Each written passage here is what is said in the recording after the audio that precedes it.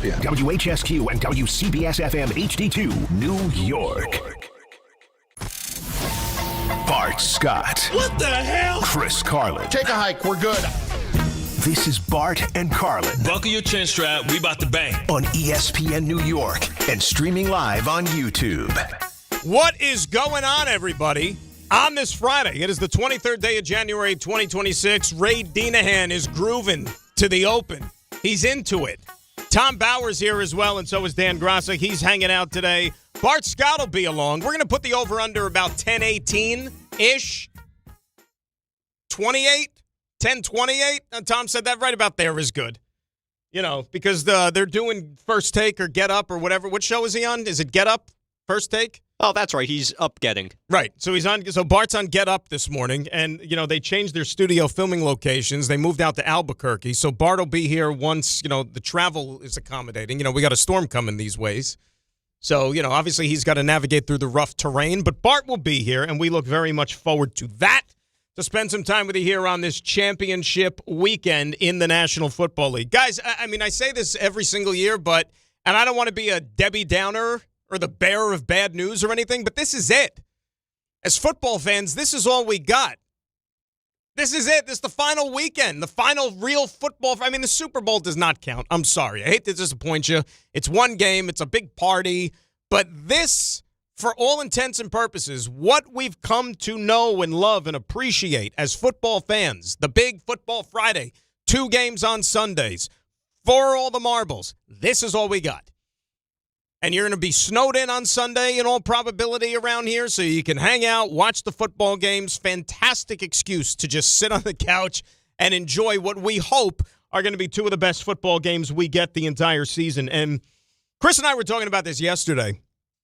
If you ask me right now, like, what would surprise me, I said either one of these games being a blowout. I just can't see it happening because I think these clubs are too evenly matched. Even with the Jarrett Stidham factor hovering over the Denver Broncos right now, in the fact that even though they're the home team, they're the number 1 seed and all that stuff, they're going to have a guy who, here's the number to impress your friends with, kids, 759.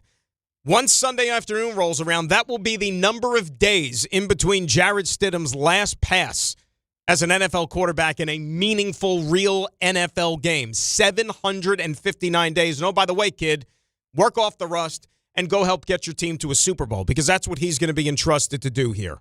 Going up against a very, very good opponent in the New England Patriots, who have not lost a game on the road this year, that have a guy who has put together an MVP caliber season in his own right, in Drake May, a well-coached team led by Mike Vrabel, who obviously is going to be one of the front runners for Coach of the Year. He's a finalist. And Sean Payton's done a great job with this Denver Broncos team, and now he's going to have to arguably do his best coaching job to find a way to get this team to the Super Bowl, even though they're home and they're not even favored in this game. Think about that. Imagine being 15-3 if you're the Denver Broncos. You got the AFC Championship game in your building, and you're a 4.5-point underdog because you don't have your starting quarterback. And you know what? Sometimes the football gods could be cruel. Just ask Jet fans. They'll tell you.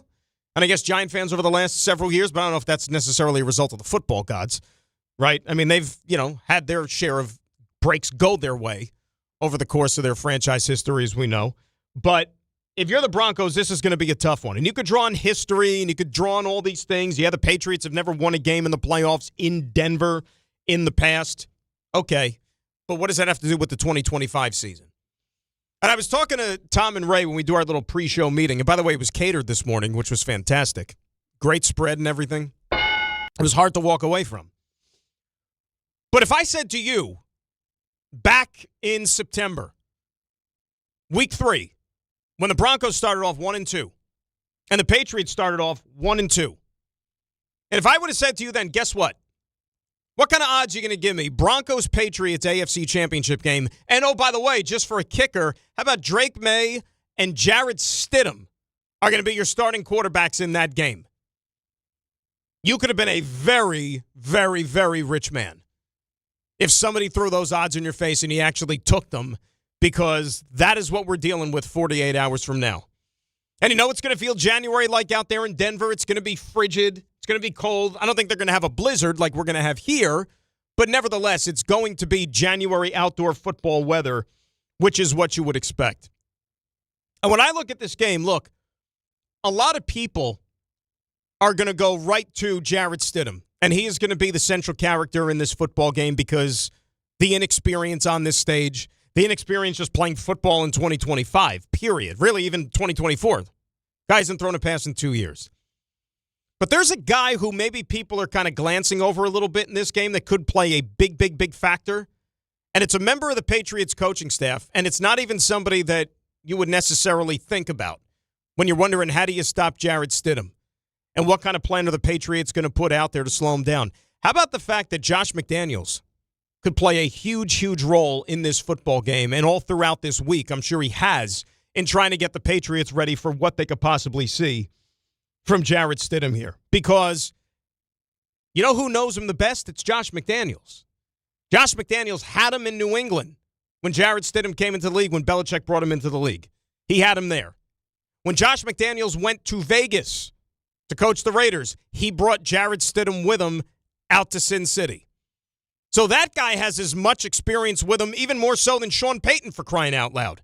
So I'm sure that McDaniels sat in there in the meetings this week with the Patriots defensive staff trying to cook up some things and some tendencies that he does well, that he doesn't do well, in ways to slow him down and that offense down. And one of the things that Stidham doesn't really do from what we saw him, skill sets, of course, are going to be different from what we're used to seeing from Bo Nix. There are probably not going to be as many design runs like you saw from Bo Nix. And ironically enough, I mean, it was one of those design runs that cost Bo Nix his season. And maybe the Broncos' chances of going to the Super Bowl. But you're going to eliminate that from the game. And then when you think about this Denver Broncos running attack, and Bo Nix was a big part of that.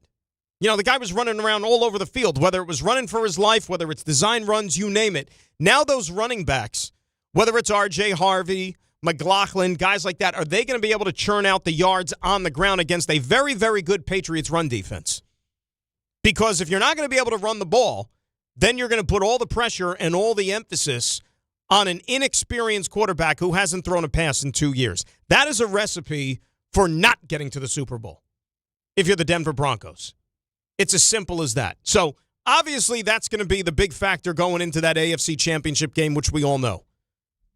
On the NFC side of things, we get a rubber match between Seattle and between the Los Angeles Rams. Round 3. These teams in the previous 2 matchups decided by 1 total point that separated these 2 teams. By 1 total yard. That's how close it was. But there was one number that was a big, big, big advantage for one of the clubs, and that was the turnover margin. Because the Rams were +6 in turnovers in the 2 games this year against the Seattle Seahawks. And all eyes are going to be on Sam Darnold in this game. Our buddy, our pal, who I am rooting for to no end. I don't have a dog in the fight, but I got Sam Darnold in this fight. So he's my dog coming up on Sunday. I want that guy to get to a Super Bowl. I want that guy to hoist the Lombardi Trophy, and I'm sure that a lot of Jet fans probably feel the same way. Sam didn't do anything wrong. Can't be a Jet fan and be bitter and angry at Sam Darnold as if he left the Jets. Jets decided to move on from him, right? He did nothing wrong. He wanted to make it work here. It just didn't work. They weren't on the same timelines. They were like 2 ships passing in the night when they both could have brought out the best in each other. And so I want that guy to go out there and have success, and he's 4 quarters away from getting to a Super Bowl. He's home. He's the favorite team. Go out there and get the job done. And I think they will on Sunday. I really and truly do. Because, look, there's going to be a lot expected from him. A lot. And I know that he's only won 1 playoff game. And I don't think that he was great last week in the win over the 49ers. I mean, like, the Seahawks just absolutely annihilated San Francisco in all 3 phases of the game. But going up against this Rams team, and in particular the defense, quarterbacked by Chris Shula over the last couple of years, Sam has had his struggles. He's played 4 games. Remember, he played them last year twice with the Vikings. Regular season and then in the playoffs. It didn't work out so well. 8 turnovers in those 4 games. Got to be better with the football. Absolutely have to be. He's not going to have Zach Charbonnet in the backfield who tore his ACL last week. So this is going to be a heavy dose of Kenneth Walker on the ground for Seattle in this football game, which means you better run the football because you want to take some of the pressure off of the quarterback. I don't think Sam Darnold putting the ball up in the air 35 times is a good recipe for the Seahawks to win this football game. Their defense, however, is no joke. And their defense is probably what you would like to say the strength of this football team. They could get after it. See, if I'm the Rams, and the Rams can run the football too with their two guys, but you feel a little bit more comfortable if one of these two quarterbacks had to put the ball in the air 30, 40 times in this game, even though that's not ideal, but you would have more confidence in Matthew Stafford being that guy because, look, I mean, Matthew Stafford's already a championship quarterback, probably going to win an MVP this year. He's right there knocking on the door of the Hall of Fame. And let's face it, if the Rams get to another Super Bowl and win the damn thing, Stafford's got a free pass into Canton, Ohio. We know that. But with the weaponry that he has at wide receiver, that's a guy that I think can win a football game through the air. And if you look at the two games this year, oddly enough, that the Seahawks and Rams have played each other, Stafford had a really, really good game and a really, really bad game. The game that the Rams won, Stafford didn't play all that well. He threw for like 120 yards or something like that. The game that they lost in overtime on that Thursday night late in the season, that classic, Stafford threw for like 450 yards. So that doesn't necessarily mean that's the recipe for you winning football games here.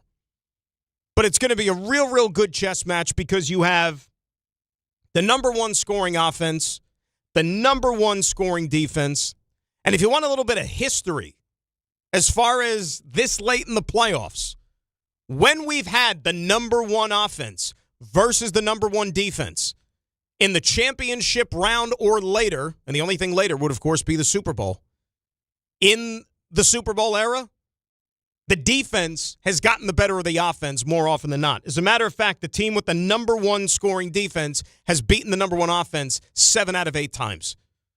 So that would lend support behind Seattle that they're going to find a way to get this thing done coming up on Sunday afternoon. And like I said, I think they're both going to be really, really good games. The NFC game has the ability to be an absolute freaking classic. I really and truly believe that. And that's what you hope for when teams are going to play each other for the third time. So if this isn't going to be our last football Sunday of the year, like really and truly, as diehard football fans, you want it to be something special. And I think that we're going to get that, too, coming up on Sunday. 800-919-3776. As usual, we're going to talk to our good buddy Chris Canty coming up at noon in his weekly spot on the Football Friday side of things. We'll give you some audio files a little bit later on. And we want to hear from you, too. And then on the flip side of things, you have our locals where John Harbaugh is continuing to go about his business over in East Rutherford, meeting with coaches. The majority of them saying, thank you for your service. Will no longer be needed over there at One Giants Drive. And the Jets, meantime, operating in silence. Aaron Glenn sneaking defensive coordinator candidates into the building through security, through the bushes, so nobody gets wind of them, and trying to find out who's going to be the guy to resurrect that side of the football. And I think that resurrect is an appropriate word because there's only one way to go, and that's up, from what you saw from the Jets on the defensive side of things this past season. Now, we were talking about it yesterday, Chris and I, would you like to ideally have somebody in place already? Yeah, sure. But I don't think it's as big of a deal as some of these teams don't even have head coaches yet. And I know the process with hiring and everything, it's kind of skewed from one organization to the next. We've seen this. I mean, it's so funny. There's teams that don't even have head coaches, but they're sitting there, bringing in coordinators and bringing in general managers. Oh, okay, fine, whatever. Whatever works for you. But you still have 5 jobs that are open in the NFL, and I think that takes priority over, who the coordinator is going to be. And then whatever fallout is going to come on that side of the football with the coaching staff. That's how I see it, right? That's just me. But the Jets will find somebody, and preferably, it's going to be somebody that's going to be able to put their stamp on that side of the football and increase the productivity. Because to say that the struggles were much last year is putting it mildly. And if that happens to be somebody like Wink Martindale, so be it. Right? I don't think that if you're a Jet fan right now that you're going to sit there and you're going to take exception if Wink Martindale is going to be named your defensive coordinator. If it's him or somebody, whatever, you're willing to roll the dice. Because how much worse can it get? Really and truly. 4 takeaways, no interceptions. There's only one way to go, and that's up. And Giant fans are probably looking at this thing a little bit differently. Because you got a guy that's a proven winner now running your program. He's a program builder. A guy who knows nothing but success as an NFL head coach. And even though he's been on the job for, less than a week, you can already feel that the whole aura of the organization has transformed since John Harbaugh has now jumped into that captain's chair and is leading that organization. And so as you're a Giant fan, you're probably thinking to yourself, you know what? Fast forward a year from now, January, there's a chance that we could be playing football. There's a chance that we could be in some of these high-pressure football games. Maybe not the championship round, but you know what? Make the playoffs, maybe win a game, make it to divisional playoff weekend. Why not? Look at what happened in the NFL this year with all these first-year coaches orchestrating a worst-to-first turnaround. All those guys had quarterbacks that were built in already to the program, just like John Harbaugh has here with Jackson Dart. But sometimes it just takes a guy to come in and reset things, to put his stamp on the program and have everybody else buy in. And that's really the key part of this whole thing, the buy-in. And I don't see why not right now, why people in that building and certainly on that football team, whether guys they're bringing in from the outside, guys that are still going to be in that locker room that were here previously, I don't know why you wouldn't go all in for a guy like John Harbaugh and what he's preaching. Because how much longer do you want this thing to remain the way it has? That's one thing that they won't tolerate anymore, and that's why, let's face it, John Harbaugh is here. So I know that it's been a long time for fans in New York to have their team sitting in one of these games. I mean, the Jets, I don't got to tell you. I mean, the last playoff game you were in was championship weekend, January of 2011. It's 15 years ago. What was the stat, guys? Like the last AFC championship game that didn't have Brady and Mahomes was the Brady or Mahomes? Yeah, it was Patriots, Chiefs, Jets. That was those are the 3 teams that have consistently made it at least twice in the past time since the Jets last made the playoffs. It's incredible. It really is incredible, right? So for a team that hasn't made the playoffs in 15 years, and when you're thinking about Brady, Mahomes as being the fixtures in the AFC championship game, at least one of them during that stretch, of course it would be the Jets to be playing in the last championship game that did not have either one of those 2 guys in it. I'm sure Bart could shed some light on that when he gets here. And, take a stroll down memory lane as to how much of a fun afternoon that was at what was Heinz Field at the time in Pittsburgh with all those terrible towels rolling. And I got to be honest with you, going into that game, I was taking the bait. I thought the Jets were bound to win and bound to go to the Super Bowl. Can't wait. Yeah. Unfortunately, that's what happened the previous week. And I think some guys in that room maybe thought that they won the Super Bowl that day up in Foxborough. And then they were like, wait, we still got to play another game? And I don't think the bell went off until at least halftime. And they already had buried themselves a hole that was too steep to climb out of, even though they tried like hell in the second half up in Pittsburgh. But it was too little too late. But that's a long time. And you think about it, since then, it's not like it's been all fantastic for the Giants either. But the Giants, the very next year, won another Super Bowl. And then they had a couple of playoff appearances in the years that followed. But the lows were pretty low. And the funny thing about it, you look at New England, right? You look at New England. You look at even Denver to a certain degree, because Denver went through some dry spells. You couldn't be much worse than New England was a year ago. I mean, if I would have told you, even at the end of last year, New England's going to be in the championship game. New England's going to be in the championship game next year, and by the way, they're going to be a favorite to go to the Super Bowl. You're like, what? What planet? How? What have they showed you to give you confidence that they're going to be worthy of being a favorite? Oh, yeah, by the way, Drake May is going to be the quarterback. Drake May? This guy, the rookie? You mean to tell me he's going to lead him? And he's in the MVP conversation? Yeah, that's what happens.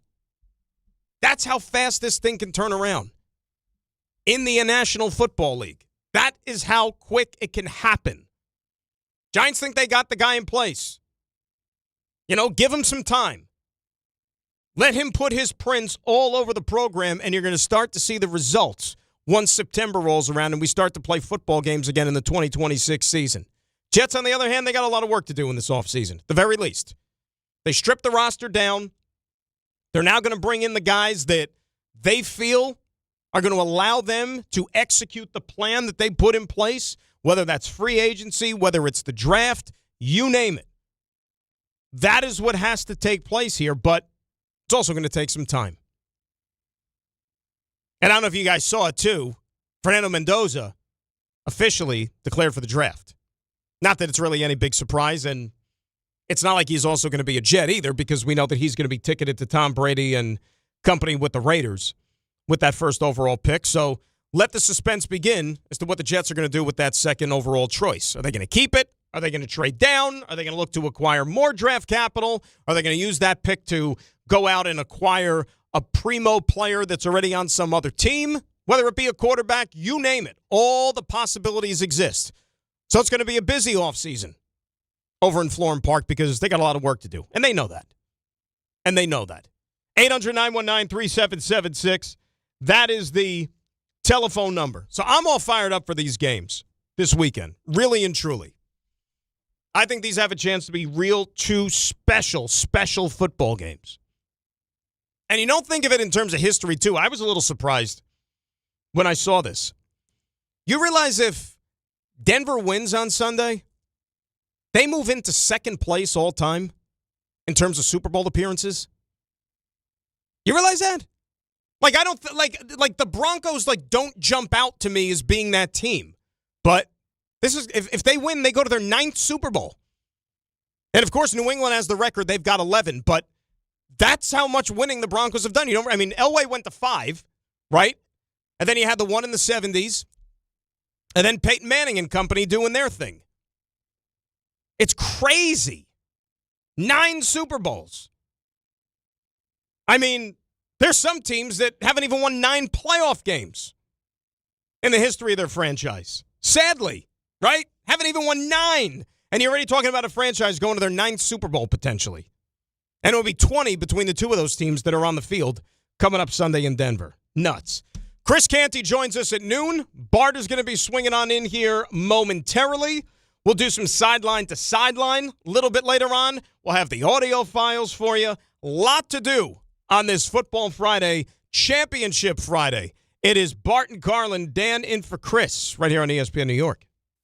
Show your team spirit and save big only at Security Dodge during the Start Something New sales event. For a limited time, score an extra $500 off on top of all rebates and new incentives. Just for coming in and wearing your favorite team's jersey or swag. High school, college, or pro, football, basketball, hockey, and every sport in between. It's easy to win big at Security Dodge in Amityville. Visit us today or shop 24/7 at securitydodge.com. On the BQE southbound side, westbound 278 by the LIE, it's a broken down tractor trailer on the shoulder of the road. Been out there for a while. Heavy and steady from Queens into Brooklyn on the BQE southbound, westbound 278. All the way down to the Williamsburg inbound Gowanus BQE combo from the Prospect up toward the Brooklyn Bridge. You're backed up. Heavy traffic on the Jackie Robinson Parkway from the Kew Gardens interchange, pretty much out toward Cypress Hill Street and the cemeteries. That's construction work. And Hudson River crossings coming in from New Jersey. Minor delays, but you've got delays on the New York side. 95 northbound, eastbound cross Bronx by Webster Avenue. It's a broken down vehicle in the right lane. I'm Bob Williams on 880 ESPN New York. Ready for action, basketball fans? BetMGM, an authorized gaming partner of the NBA, is giving players another reason to hit the court this season. BetMGM is adding extra excitement to every basket, every slam dunk, and every buzzer-beating shot with special promotions, new features, and more. Log in throughout the season to find odds boost tokens, no sweat tokens, and same-game parlay boost tokens in your account to amplify your winnings. Enjoy enhanced product features like dark mode, too. Log into BetMGM, an authorized gaming partner of the NBA, all throughout the basketball season to see what's new. BetMGM and GameSense remind you to play responsibly. Gambling problem? Call 1-800-GAMBLER. See BetMGM.com for terms. 21 plus only. New Jersey only. Existing customer offer. Subject to eligibility requirements. Rewards vary and expire in 7 days.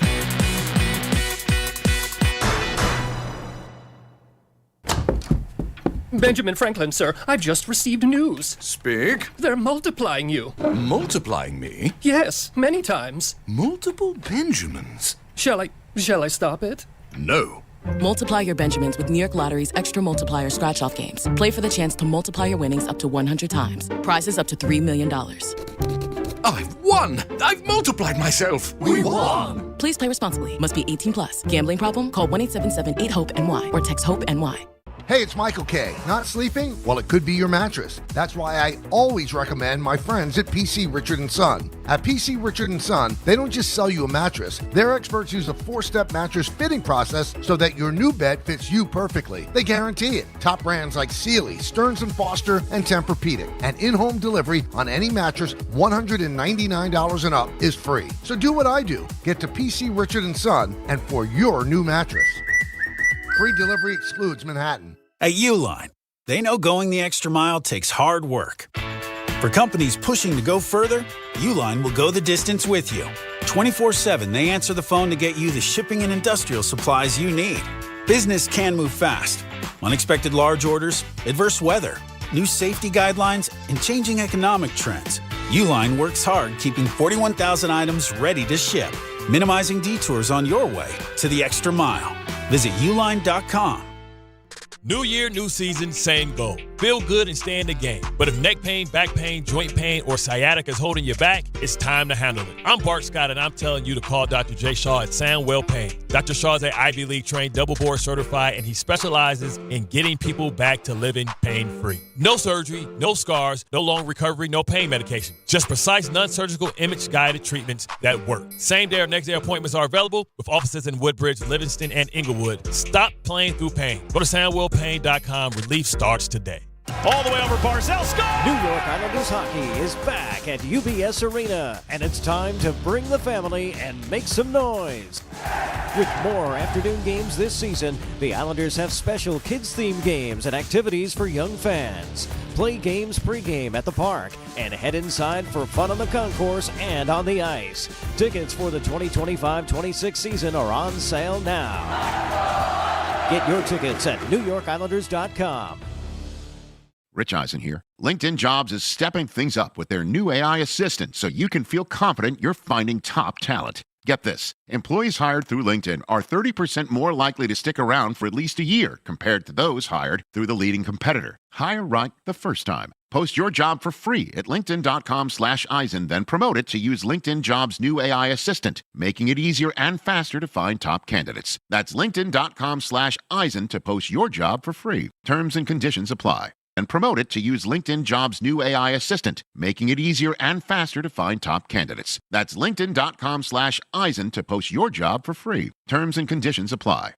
Hey, fans! Welcome back to Fansville's Cheers and Tears. Oh. Okay, so like everybody deals with losing, right? To a rival on a last-second field goal. Whatever, it's fine. I'm totally fine. But I cope with losing with an ice-cold Dr. Pepper.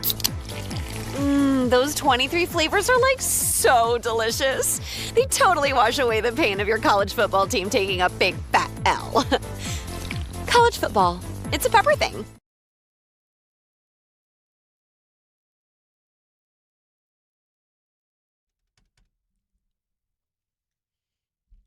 Dan and Bart on this Football Friday here on ESPN New York, 800-919-3776. As we say, what's up? My guy, Bart. You got to turn the mic on there. Jeez, everyone wants to hear you. What's that? What's But it's crazy, man. Look how low they got my seat, man. Who been sitting Why is there? that so low? I don't know. I thought maybe you did it so you could like you the judge. No. And I'm like the plaintiff or something. No, I was sitting there yesterday, but I wasn't sitting on the floor. Tom, do we have any evidence? We got cameras as to maybe who was the perp on that or no? We've had a lot of gates. So I'm being told this might be a Peter situation. Really? It's Peter be hiding from the camera? Because, listen, I'm barely coming across the screen.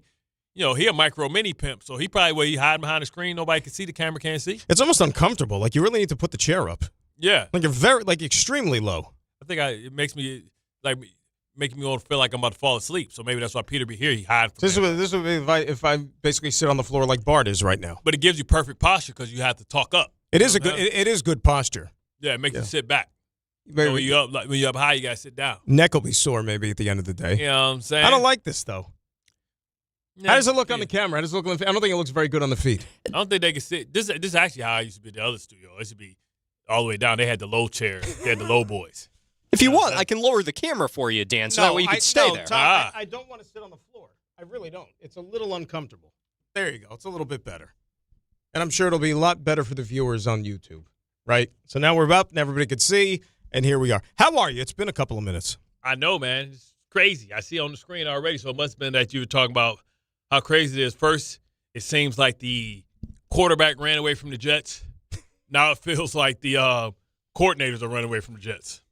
Quarterbacks, coordinators, good fortune, good luck. You name it. That's crazy, man.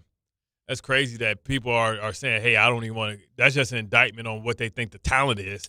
And maybe it could be an indictment on the fact that they think that maybe Aaron Glenn's job could be up next year, and they don't want to come in and be fired the next year. Maybe?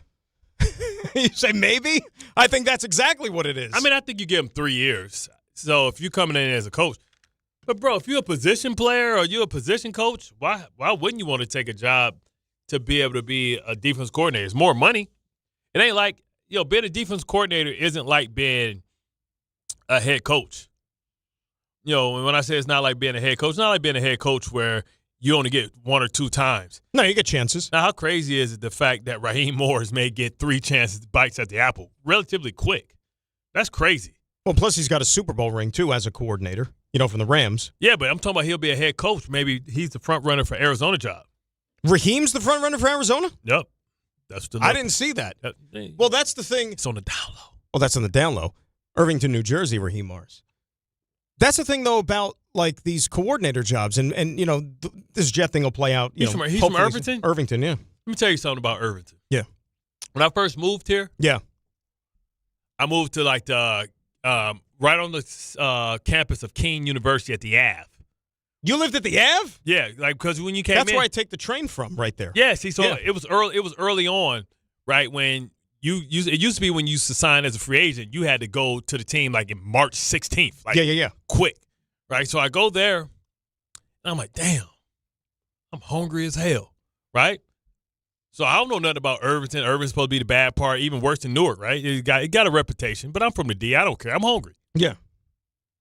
Pull up to Popeyes. In Irvington. Yes, in Irvington. Order an 8-piece. You know what I'm saying? I didn't know this. I never knew you lived at the Ave. Yeah, order an 8-piece. Yeah. You know what I'm saying? Might have been off Route 22. I don't know where I was at. Might have ordered 8-piece. You didn't go to Hillside? The Popeyes? I don't know. I just went close to Popeye. I knew. Because they had a White Castle around the cut when you can take the bridge over to Staten Island. So you're talking Elizabeth. I know where you're talking. Okay, so I'm sitting up, but no, this is in Irvington. Mm-hmm. Said, man, I think I ordered a bunch of chicken. I think at the time they still had corn on the cob or something too. The Popeyes? Yeah, I don't remember they had corn on the cob. I think they used to have corn on the cob, rice. I ordered. I was hungry. Yeah, I ordered the Cajun rice. I ordered the mashed potatoes and gravy and red beans and rice. Because they don't have a kitchen at the Ave. That's just their apartments, and that's it. Yeah, exactly. And I wasn't cooking. Ordered the hot peppers, extra honey. Now, I should say this thing. 2 things you can always count on. You're going to die black, and Popeyes are going to mess up your order. Not in Irvington. The only Popeyes I ever went to, certified official. Everything in the bag. And they had jelly, honey, and utensils. Tom, check out the Yelp reviews for the Popeyes in Irvington. I got to see what the stars are. Yo, it is the best. Like, listen, it was 100% correct. And listen, it was a complicated order. Sounds like it. You're going all over the place. Shout out Irvington Popeyes. Don't know if it's under new management, but when I was there, official like a whistle. So this was 2008. This was like pre-smartphones. 2009, yeah. So you, 2009. That's right. Yeah. So I couldn't call it in. Right. You couldn't call it in. There was no like order it online or anything like that. You had to sit at the window and spit this out. Nah, this is straight from the register. I went in, baby. Oh, you went in? Went in. Didn't check it. Got home. Everything I asked. Wow. Do we have a street name for this Popeyes? Just because there's a few in Irvington, supposedly. Listen, I don't know, brother. I used to always go off of Route 22. It wasn't that far. So you got to Google the one that's closest to the Ave. There's a Route 22 in Hillside. I mean, there's a Popeyes in Hillside, and that's close to the Ave. Because like the Ave is right on the Union Hillside border. Yeah, but this was Irvington because people said be careful. It's just the guy.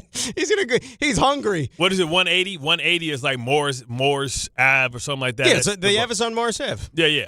Right at Kane, like you said. Yeah. You know a lot. You know the football players, and I know a lot of the Devils when they like come to like that's where they put them too right off the bat. Okay, see, it was no Ave. They built one on the campus of the Jets now, but yeah. Yeah, they have a bunch of them now. Shout out Irvington. Yeah.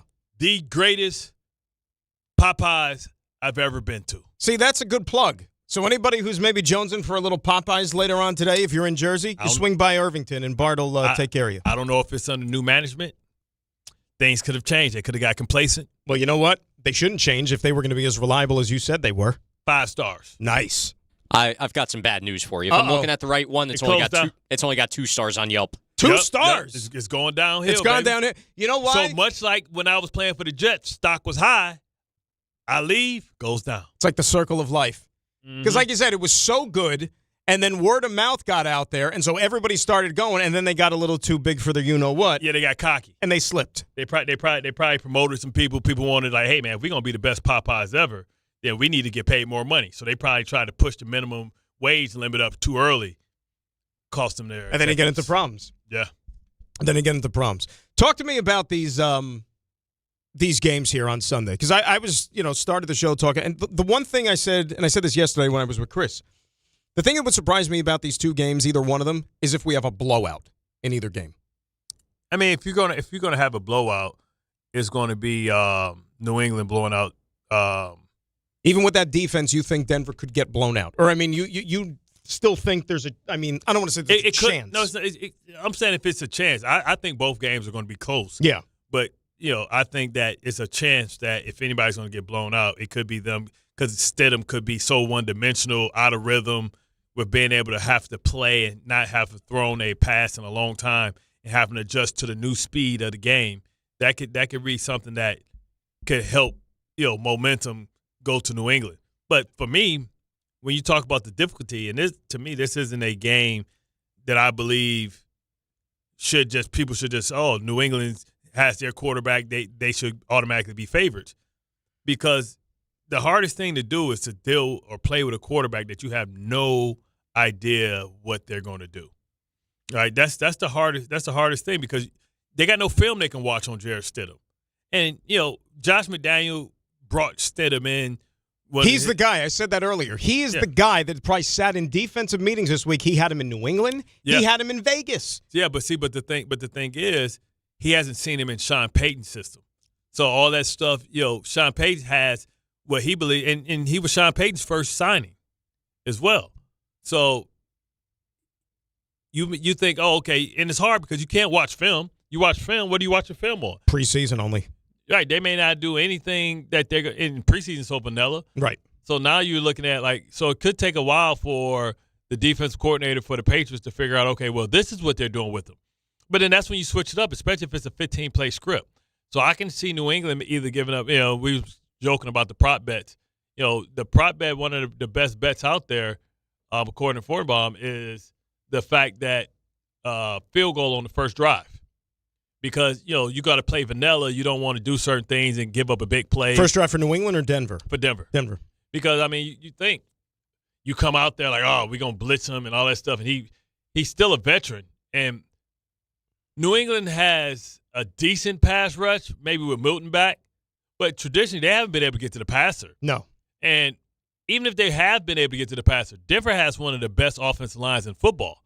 They're feisty up front. So New England's run defense is a different story. Those dudes clog the middle. They will clog it up. Right. And that's what scares me. But not scares me, but to your point about Stidham and what they'll do, what they won't. Here's what they won't do. They do a lot of design runs for Bo Nix. They're not doing that for Stidham. That is true. He don't have that in his arsenal. So here's my thing. If he's not going to be able to contribute to the ground game, R.J. Harvey, McLaughlin, going up against a good run defense, if New England could stop that run game, then you're asking Jarrett Stidham to beat you with his arm. Not and really. I don't know if that could happen. His arm could be the extension of the run game, which is just screens. Just get the ball out quick. Screens and jet sweeps. But I like those guys on the outside, though, for New England when it comes to tackling on space. Yeah, that's true. Right? I mean, that's true. But, what about the middle of the field? What about the linebackers? And what about some of the safeties?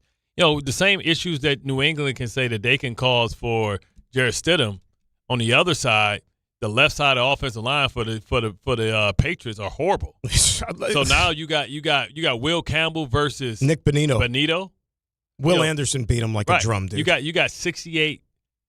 What? That's why I think they're gonna run a lot of draws to that side first, anticipating that Will Campbell with them little T-Rex arms is gonna get beat. Well, plus he's hurt. I mean, he's hurt too. Remember, he missed. I forgot what his injury was. Wasn't it some lower body thing or whatever that he missed 6 weeks or something like that late in the year? I think that's diagnosis. Wasitis. Really? Is it a 6-week injury? Yeah, about 5, depending. So on he's not 100%, but I mean he's hadn't been good. And remember, go back to the draft. He was the first tackle off the board, not Membu. Yeah, exactly. So that one fell into the Jets' lap because he's a true left. Well, I'm not saying it's true because when you're not playing well, right, can't be true. He's a left tackle, and Membu's a certified right tackle only. And Morgan Moses has played better, but he didn't play great last week. But I don't think he's given up any sacks. But that's also could be a quarterback in his mobility type of stat as well. May's been sacked 10 times in the 2 playoff games, which is crazy. That's what I'm saying. And he's fumbled 6. That's what I'm saying. That's what I'm saying. And not only what makes them unique, even more unique than Tennessee, is that with Allen in the middle, they got a war daddy in the middle too. Where Houston just had it on the outside and they figured it out on the inside. Zach Allen, JFM, our buddies. Yeah, so they got juice on the inside. And what I always believe is, and what I was talking about this morning on Get Up is, be careful what you wish for. It was little bulletin board material chatter coming out of Butte. And, for me, when you're going against New England, a lot of people assume that, okay, I need to stop Stephon Diggs. No, to me, if Mac Hollins plays, I think that's he's a scrappy, physical, vertical guy. But I'm putting Patrick Surtain on Butte. I'm gonna make sure I'm gonna take my best corner and put it on your second guy. I'm gonna take and then I'm gonna double your number one. Your number one, knowing that Diggs is gonna run a particular type of route. So we bracketed him so we can take advantage on those over routes and stuff like that, where we can take him from leverage and have the right angles on him. And then when I do that, and if you look at Denver, if they're getting to May early, what's the next thing they're gonna do? They're gonna keep in the tight ends. So that's how you negate the tight end. So when he's sitting there, he don't have nobody to throw to. The tight ends have to stay in the block because the left side of the line is horrible. And then that's how you create the advantage for the Denver Broncos if they were looking for one. Like I said, I think this is going to be an awesome chess match coming up on Sunday, really in both of these games. And it's going to be about the red zone and short fields. 100%. And look, the difference is that on the NFC side, those two teams know each other so well because obviously they've played twice already this year. They're in the same division. Whereas on the AFC side of things, you've got two coaches who have done great jobs with their respective teams. Peyton trying to work in a backup quarterback here who hasn't thrown a pass, by the way, in 759 days. Sunday will be 759 days since the last time he threw a pass in an NFL game. So he's Phillip Rivers. 759 days. So he's Phillip Rivers. Phil Rivers. 800-919-3776. Quick timeout. We'll get some calls up here on this Football Friday. It's Dan and Bart here on ESPN New York. This is DiPietro and Rothenberg. And I'm not usually like this. I can't get enough of this storm watch. I love weather. What do you want to discuss? Jose Caballero could be starting at shortstop. Bring it. Ben Rice, can he play first base? Let's discuss. Bring it. Carlos Rodon, can he handle New York? Bring it. Everybody can get the smoke. Are we too excited about John Harbaugh? Bring it. This is DiPietro and Rothenberg. The Mets, you hated them, now you love them. Bring it.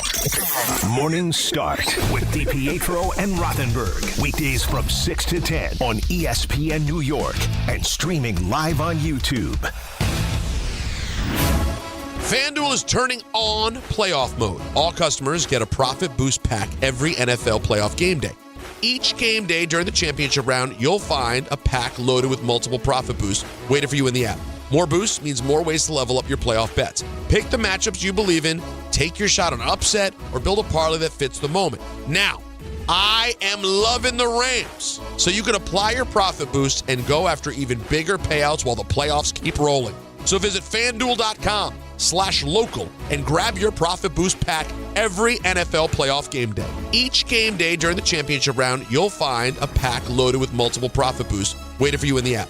More boosts means more ways to level up your playoff bets. 21 and over and physically present New York option required. Bonus issued is non-withdrawable profit boost tokens. Restrictions apply, including any token expiration and max wager amount. See terms at sportsbook.fanduel.com for help with a gambling problem. Call 877-8-HOPE-NY or text HOPE-NY 467-369. Hey, New York and New Jersey. Commitment issues? No problem. Now you can get unlimited talk, text, and data for $25 a month forever, as in for life. Switch now at boostmobile.com. After 30 gigabytes, you may experience slower speeds. Pay $25 a month as long as you stay on the Boost Mobile Unlimited plan. Finding great candidates to hire can be like, well, trying to find a needle in a haystack. Sure, you can post your job to some job board, but then all you can do is hope the right person comes along, which is why you should try ZipRecruiter for free at ZipRecruiter.com/ESPN. ZipRecruiter doesn't depend on candidates finding you. It finds them for you. Its powerful technology identifies people with the right experience and actively invites them to apply to your job. You get qualified candidates fast. So while other companies might deliver a lot of hay, ZipRecruiter finds you what you're looking for. The needle in the haystack. See why 4 out of 5 employers who post a job on ZipRecruiter get a quality candidate within the first day. ZipRecruiter, the smartest way to hire. And right now, you can try ZipRecruiter for free. That's right, free at ZipRecruiter.com/ESPN. That's ZipRecruiter.com/ESPN. ZipRecruiter.com/ESPN. ZipRecruiter. Okay, I have to tell you, I was just looking on eBay where I go for all kinds of things I love, and there it was. That hologram trading card. One of the rarest, the last one I needed for my set. Shiny like the designer handbag of my dreams. One of a kind. eBay had it, and now everyone's asking, ooh, where'd you get your windshield wipers? eBay has all the parts that fit my car. No more annoying. Just beautiful. Millions of finds, each with a story. eBay. Things people love. Progressive presents Employee of the Month. Small Business Edition. Today's recipient from Michaela's Mobile Spa, Michaela. Michaela got a quick business insurance quote from Progressive and chose from over 30 customizable coverages. Sure, it helps she's her only employee and does literally everything. But while others would rest on their laurels, Michaela was hard at work saving big. So take that, hypothetical other employee who doesn't exist. Be your own Michaela. See if you could save in as little as 8 minutes at ProgressiveCommercial.com. Progressive Casualty Insurance Company and Affiliates. Coverage is not available in all states or for all vehicles and coverage selections. Step inside the game you love with the NBA app. Tap to watch every game as it's happening. Jalen Brunson does it again! And never miss a moment of the jaw-dropping action. Get closer to the players than anywhere else. Follow the latest schedules, scores, and stats. Keep up with every story from across the league. And with NBA ID, it's all personalized to you. The game lives here. Download today. This is Don, Hahn, and Rosenberg. What you can hope for is that the Yankees become a second-half team. They didn't get worse, that's for damn sure, and they were a 90-plus win team last year. So what can they be now in what's going to be a really good American League East? I think they're as good as they were last year, and they have the potential to be better because of the pitching getting healthy at some point early in the season. Don, Hahn, and Rosenberg. Weekdays at 3 on ESPN New York and streaming live on YouTube. This is the Michael K. Show. Our good friend Jeff Passan. I don't know if you could say there's a winner or a loser, but the Yankees had a valuation on this guy, and they didn't budge from it. 32.5 in the place you wanted to be is a very good outcome for Cody Bellinger. It's a very good outcome for the New York Yankees. I don't think there's a loser in this situation. I think both sides won here, and the New York Yankees are a lot better team going into the 2026 season than they were without Cody Bellinger. The Michael K. Show, weekdays at 1 on ESPN New York and streaming live on YouTube.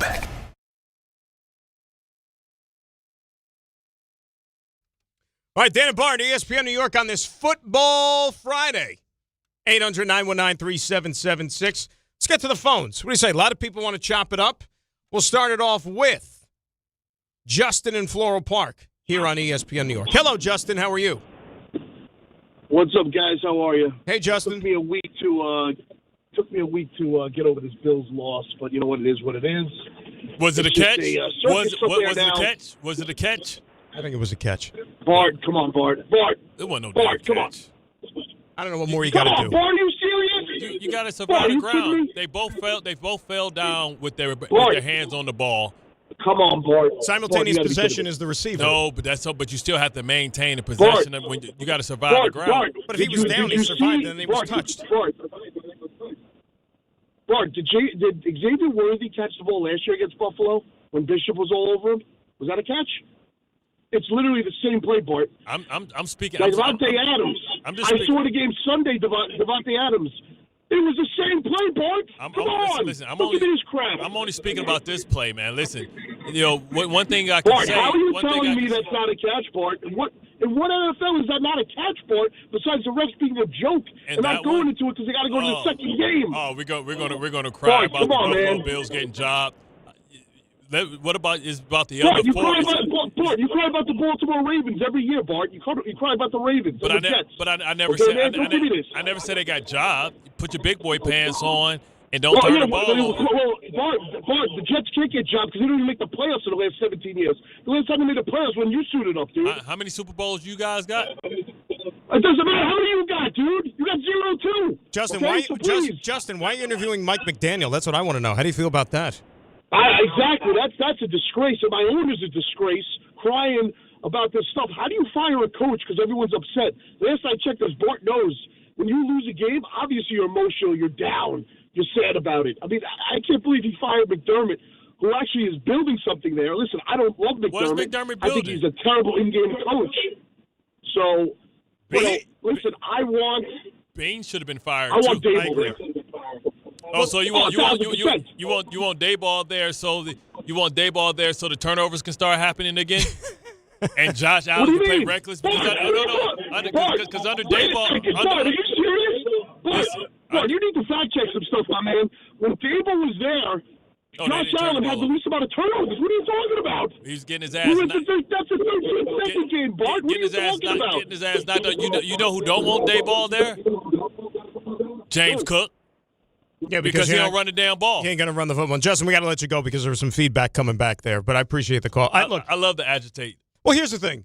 It's the truth. You want to whine now, it's no fun when the rabbit got the gun. Well, the thing about Buffalo, you want to move on from the head coach. That's well within their right. Like you said, I don't know how the general manager survives. That's number one. That's crazy. My God, if you're a Bills fan and then you're seeing some of these names they're talking to, I get the Daboll link to Josh Allen, and Josh Allen's going to have a say in this. You know he is because if you listen to the owner a couple of days ago, he let you know that by watching Josh Allen not being able to stop cry, that's why he fired the coach. Doesn't make a hell of a lot of sense, but he's going to have Josh Allen have say in this. That's why I wanted to talk about that, too.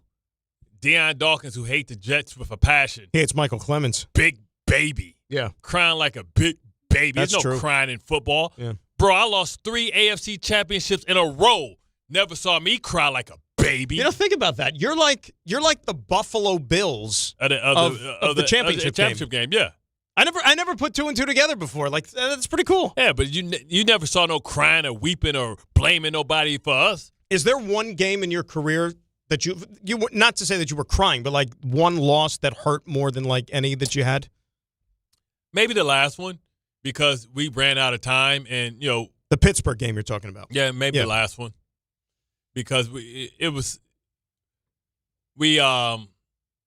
had just came off the emotional win, and we got off to a slow start. Remember the 18-play drive? Sure. We gave up 3rd and 18 because we were in some exotic defense where we took all the linebackers off the field and Ben scrambled for 18 yards. And why did Rex want to do that? It was just something we put in, and it seemed like it was right. Sometimes you get too fancy and you outsmart yourself. 3rd and 18, we could have just played a regular defense. They probably would have checked it down and bailed out, and they never would have got that score. But, you live and you learn. You live and you learn. And then you're like, also because we died not ourselves. 1 yard line, run the ball 4 times in the A-gap right behind Nick Mangold and Brandon Moore and Damon Woody. And if they stop us, they stop us. Don't throw the ball twice. Shotty like throwing the ball. On the 1 yard line. Shotty like throwing the ball. Let me surprise him. Like, bro, we got down there because our fat tailback ran 60 yards.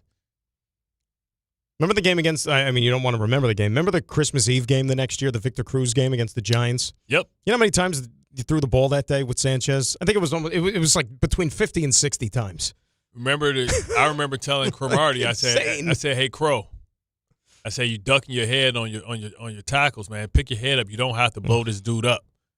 It was 3rd and 99. And he was backed up literally to his own goalpost. Yeah, it was 3rd and 99. It was like, and I said, just keep your head up, man. Like, you don't have to hit this guy. This guy's real quick. And we were kicking the Giants' ass up to that point too. They couldn't move the ball nowhere. Yeah. You know who Victor Cruz's college quarterback was at UMass? Stidham? Liam Cohen. Jaguars coach. Oh, that's funny. How about that? All right, 1 hour in the books, 800-919-3776. More football conversation, more of your calls. Dan and Bart, ESPN New York. Looking for the best meat and seafood at unbeatable prices? Get to Wild Fork Foods. They offer the widest selection of meats and seafoods you'll find anywhere. Everything is blast frozen to lock in flavor and nutrients. From beef and poultry to seafood, pork, and even exotic and game meats, you'll get the best value for your buck. Visit one of their 7 locations across Long Island and New Jersey, or order online for same-day delivery at wildforkfoods.com. Wild Fork Foods, your neighborhood's meat and seafood market. Hey, it's Michael K. Not sleeping? Well, it could be your mattress. That's why I always recommend my friends at PC Richard & Son. At PC Richard & Son, they don't just sell you a mattress. Their experts use a 4-step mattress fitting process so that your new bed fits you perfectly. They guarantee it. Top brands like Sealy, Stearns & Foster, and Tempur-Pedic. And in-home delivery on any mattress $199 and up is free. So do what I do. Get to PC Richard & Son and for your new mattress. Free delivery excludes Manhattan.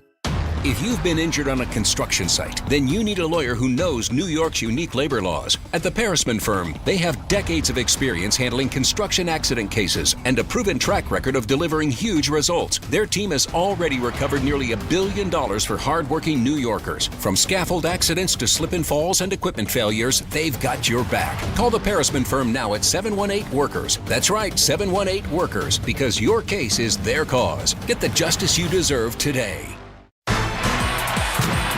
Action basketball fans? BetMGM, an authorized gaming partner of the NBA, is giving players another reason to hit the court this season.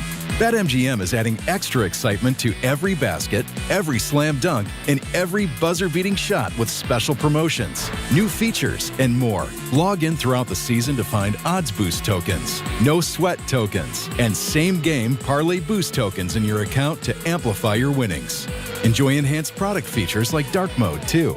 Log into BetMGM, an authorized gaming partner of the NBA, all throughout the basketball season to see what's new. BetMGM and GameSense remind you to play responsibly. Gambling problem? Call 1-800-GAMBLER. See BetMGM.com for terms. 21 plus only. New Jersey only. Existing customer offer. Subject to eligibility requirements. Rewards vary and expire in 7 days.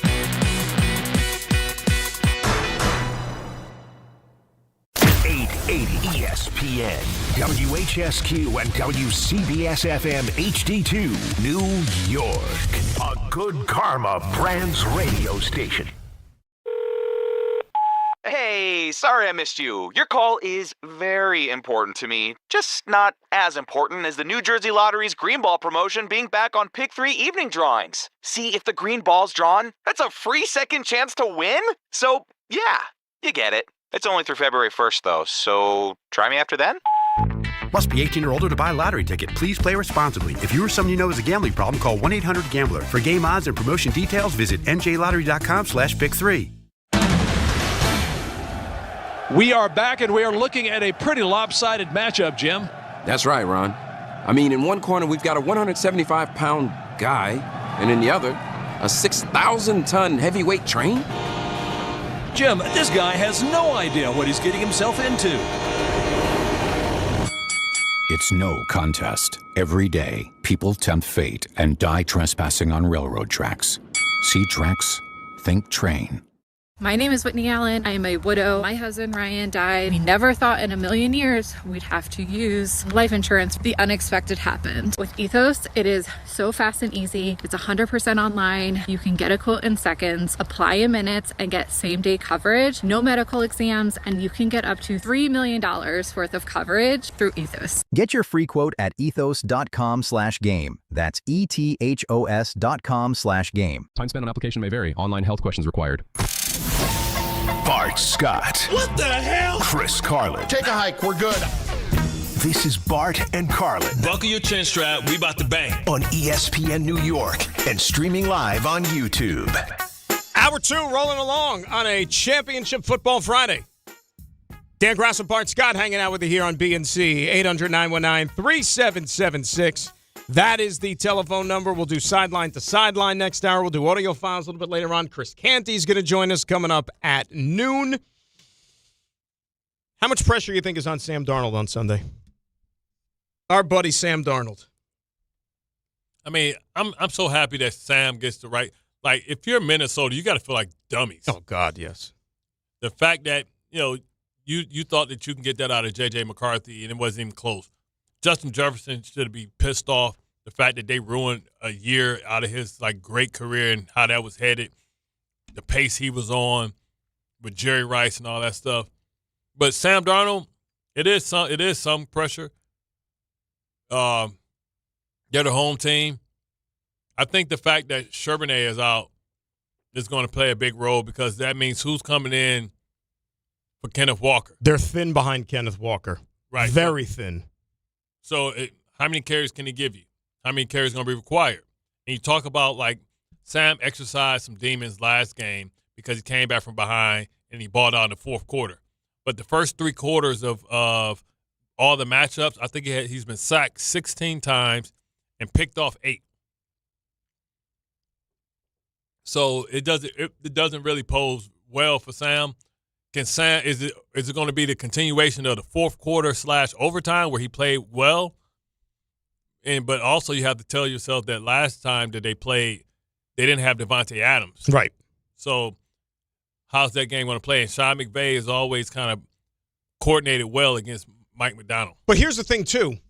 Like I was talking about this earlier. So the 2 games they played earlier this year with Stafford, the game they lost, that classic one on the Thursday night in overtime, yeah. Stafford threw for 450 yards. The one Correct. they lost, the game they won, he threw for 120 yards. Yeah. You know what I mean? So, it's just weird, the ebbs and flows of a game here. And you're right about Sam. Here's the thing. They made it to this point. He's gotten them here. He's made some plays when he had to. But Sam still has a penchant to turn the ball over way more than he should. But I think he's proven himself as a franchise quarterback. Oh, I would say so. No longer a bust. No longer a fluke. In 2 years, he's been able to show you that he's got 28 wins in the regular season in the last 2 years. It's just, look, if you're attached to Tom Brady, it's you two in the same sentence as the only 2 quarterbacks to win, 14 games with 2 different teams consecutive years? Yeah. It just goes to show you. And remember that year, the COVID season in 2020, and you and I, we were sitting at the Jet facility each and every Monday doing the Inside the Jet show. Yep. After loss, after loss, after loss, after loss, after loss. If we would have said then, boy, you know what, this Sam Darnold guy. You keep going because the losses have never stopped. No, it didn't stop. And remember that we were having to talk to guys on Zoom because of the protocols? Yeah. So we were sitting those guys were right down the hall from us. And yeah. They might as well have been in another country. Yeah. You know what I mean? It was just such a weird time, such a weird vibe. But nevertheless, I'm happy for Sam. I think most Jet fans should be happy for Never Sam. could have envisioned that. And who could have envisioned this? And it's weird because, can Sam come in between potential history? Talk about, Matthew Stafford, putting himself in select rarefied air. If he can get to a Super Bowl and win a Super Bowl. And, you talk about a guy who's thrown for over 62,000 yards. you talk about where that puts him as far as greatest quarterbacks of all time. I think it passes him, which it sounds weird because he doesn't have the MVPs. So you have to start asking yourself, would you rather have Matthew Stafford's career or Aaron Rodgers? Well, right now they both have the one Super Bowl. Right, but if he wins another Super Bowl, then I'm assuming that he's going to win the MVP. So he's going to have an MVP and win a Super Bowl and throw for 62,000 yards. I'd still rather have Aaron Rodgers' career. Because he gets, 4 MVPs. No, but you want to know why? I would rather have Matthew Stafford because he can say, hey, man, those Detroit years really didn't count. I was with a incompetent organization. Just imagine if I played for the Rams. Remember, he had Megatron some of those years helping him get yards. That's one player. Still Megatron. Who was protecting him? Throw it up to Megatron. You can't name me outside of Nate Burleson. You can't name me another teammate. Kevin Jones on those teams. It was his running back. Backus on the offensive line. You can't even say that with a straight face. Well, I mean, they were bad. No, they made the playoffs a couple. Remember with Jim Caldwell? Yeah, the 1 year. But that was, remember, this is the same franchise that drafted 3 receivers in a row. Roy Williams, Mike Williams, and Charles Rogers. All of them, which was out of the league in 5 years. Not off the team. Out of the league. Out the league. The Mike Williams one from Southern Cal, that was the one where you're like, really, man? Like, he's really doing this? And they did. Matt Millen. And we know he was sick. We couldn't wait till he got healthy so we can tell him how we really felt about him. Oh, my gosh. You healthy? You healthy? You stink, you bum. Get out of here. Let's go to the phones and say hi to Gilberto in the truck. Up next here on ESPN New York. Gilberto, what's going on? What's up, Graxa? What's up, Bart? What's up, guys? What up? Everybody in the back, Ray, whoever's there, Tony, Anthony, everybody playing the music, everybody. Shout out to all of y'all. Great show. Bart and Graxa, I love the fact that you're here. There's one thing I want to ask you. But these guys don't want to come to coach for the Jets. How about not looking for that and going to Miami defensive coordinator, the college, and ask him if he wants a pro contract, because that defense is pretty good. And another thing I wanted to ask you, Bart and Grosser, the first couple of picks that the Jets have, I would go all defense, okay, especially the guy Reese. You'll have to go all defense. They're going to say, Gilberto, they're going to spend a lot of money this offseason, and you can fill a lot of holes on the defensive side of the ball in free agency. Well, I'm going to go get Reese because you can't get – because it's not – that defensive line for Miami, they were battering that Heisman Trophy winner. Yeah, but I'm going to I would get Reese because you need a big hammer, and that allows who's the Sherwood? That allows Sherwood to be a wheel linebacker, which I think he should be. Off the ball. Yeah, you need somebody that can go sideline to sideline, but somebody that's a hammer. And if anybody can be like a dual threat, rush the passer. Who was that? Who was the guy that played defensive end for Miami? Bain. That was stopping everything. Bain. But I don't think he's a better fit or better player than Arvell Reese. Well, Arvell Reese and Gilberto, thanks for the call. Reese is one of these guys. The tools are there. Like, he jumps off. He's going to be one of these guys at the combine that's just like, wow. Like, his ceiling is going to be greater than anybody's. High speed guy. But if it doesn't work out, and if he's a bad fit, maybe in the wrong system, then you got a problem on your hands in terms of, all right, this guy's not necessarily a fit. But if he's a Mike, like, it don't matter. He's played Mike his whole career. So if he's a Mike linebacker, he should fit in any system. Sometimes it's hard when you have wheels because do they play strong side linebacker? But as long as you're in the middle and you insulate it, you scrape it sideline to sideline. Right. He could be, I mean, especially nowadays, the way the linebacker position is in the NFL. Yeah. This guy, if you have a guy of that talent and that ability, he becomes like a Swiss Army knife. Yeah, don't try and treat him like Isaiah Simmons. Well, no, not Jack that. all trades, master, nothing. Not that. No. Swiss Army knife, meaning you line him up and move him over wherever, but he's going to be able to get after it. Isaiah Simmons probably was the biggest disappointment from what we thought was going to be a great player in a long time. Where is he now? Where did he just pop up? He got cut from here. No, he was on a team that, in the playoffs. Was it Carolina? Man, he get cut by everybody. He's been cut by a lot.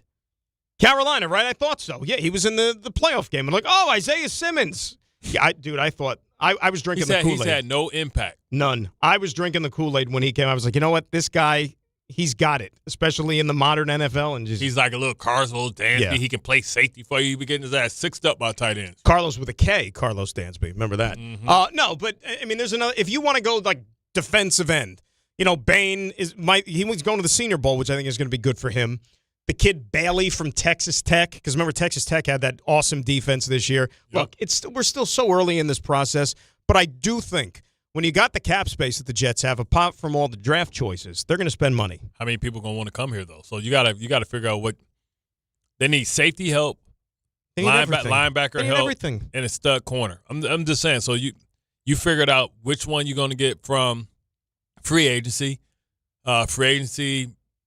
You probably got to bet because people don't let go of certain positions never hit. Right, you can franchise if you're not going to, you know, like I got to see the NFL free agent. I mean, if you decide to go offense, let's say they want to go Cornell Tate or the best receiver out there, and then with 16 go Sonny Lyles. Get another wide receiver, which you need. Right, so I mean, if they want to go like big time receiver first and then Sonny Lyles, or do you want to go elite linebacker, playmaker, leader of your defense first? And then go receiver second. You got to ask yourself, what's the deepest position group? Like, if we got to wait to 16, because somebody's going to drop, though. That's the crazy part. You could get a corner at 16. I mean, think about it. Quinyon Mitchell, he was a pick in the teens with the Eagles. No, he might have. Did he drop to like the 20s? Yeah, because it was the Toledo thing. And Cooper was where? Cooper was late too. Cooper was like 30 or something, right? Quinyon was 22. Oh, my God. Cooper was 40. Ed Reed was 24. And he was a safety. Remember, they got 33, too. The free agent class, right, and they got 33. They got 4 of the top 44. The free agent class this year, as far as the corners, not great. You know who probably the best free agent corner is this year? And he's not horrible, but I don't think he's a 1. Reek Woolen with the Seahawks. Yeah, he damn near got benched. There you go. You're not giving him franchise-changing money. Dave and Elizabeth up next here on ESPN New York. What's up, Dave? What up, Grastas? What's up, Bart? How you? What up, Doe? Same old, same old. I don't sound like I'm underwater, do I? No, but I hear it now. What are you close to water? No, he actually turned water. No, because usually he sound muffled. Oh. Yeah. So I'm going to make it quick, fellas. All right, so the DC situation, right? You know, we're not going to say names. They don't know who the guy is or whoever the gentleman is that didn't want to say their name. But I do want to say this. It's not that they don't want the job, because there's only 20 of these. They don't want to work with Glenn. That's the homework. They don't want to work with Glenn, because it's like, I was even thinking about it like, yo, why would you give up an opportunity like this? And it makes sense, too, because why would a big-time DC go work with Glenn, and possibly Glenn's not going to make it? Well, Dave, Dave, real quick, I'll let you finish. You know this. It's when you say they don't want to work with Glenn, you have to clarify it by saying it's not him personally they don't want to work with. They don't want to work for any coach in a situation who's not even guaranteed to last another year. That's the reason. Facts. 100%. You're 100% right about that, Dan. That since Glenn is on a trajectory to fail, kind of, they don't want to work with him because it's like, hey, I'm just walking into failure. This is not going to do anything. But if a good DC comes by like Jim Leonard or Wing, and they could change the program and get the things in the right direction, this would also be a great story. And real quick before you gentlemen let me go, a lot of Jet players, not for nothing, be in, the Union County area. Like when you guys were on that nice run, Bart, Santonio Holmes lives right there in Union by the college as well. He came to my job in Walmart. And he was like, oh, yeah, I live next to Lehigh Avenue. And my dad worked over there. And I'm like, I know that area. So it's funny. And Santonio was living in the Ave? He lived in the W, maybe for a second, because he lived in the W after where I. Oh, okay. Yeah. When he first got there during that run, he told us, he's like, yeah, I'm right there next to the colleges and like those nice plush apartments that they were building. And Bart, you're 100% correct. Popeyes Irvington, always box office. They never get it wrong. And they give you the sweet heat bib. You want to know why? Because I think they got them Africans take pride in serving that chicken, man. Oh, we lost Dave. I was going to ask him which Irvington it was, though, because Tom said there's a few. It's them Africans, man. Like everybody, like it's a high African population. They take pride.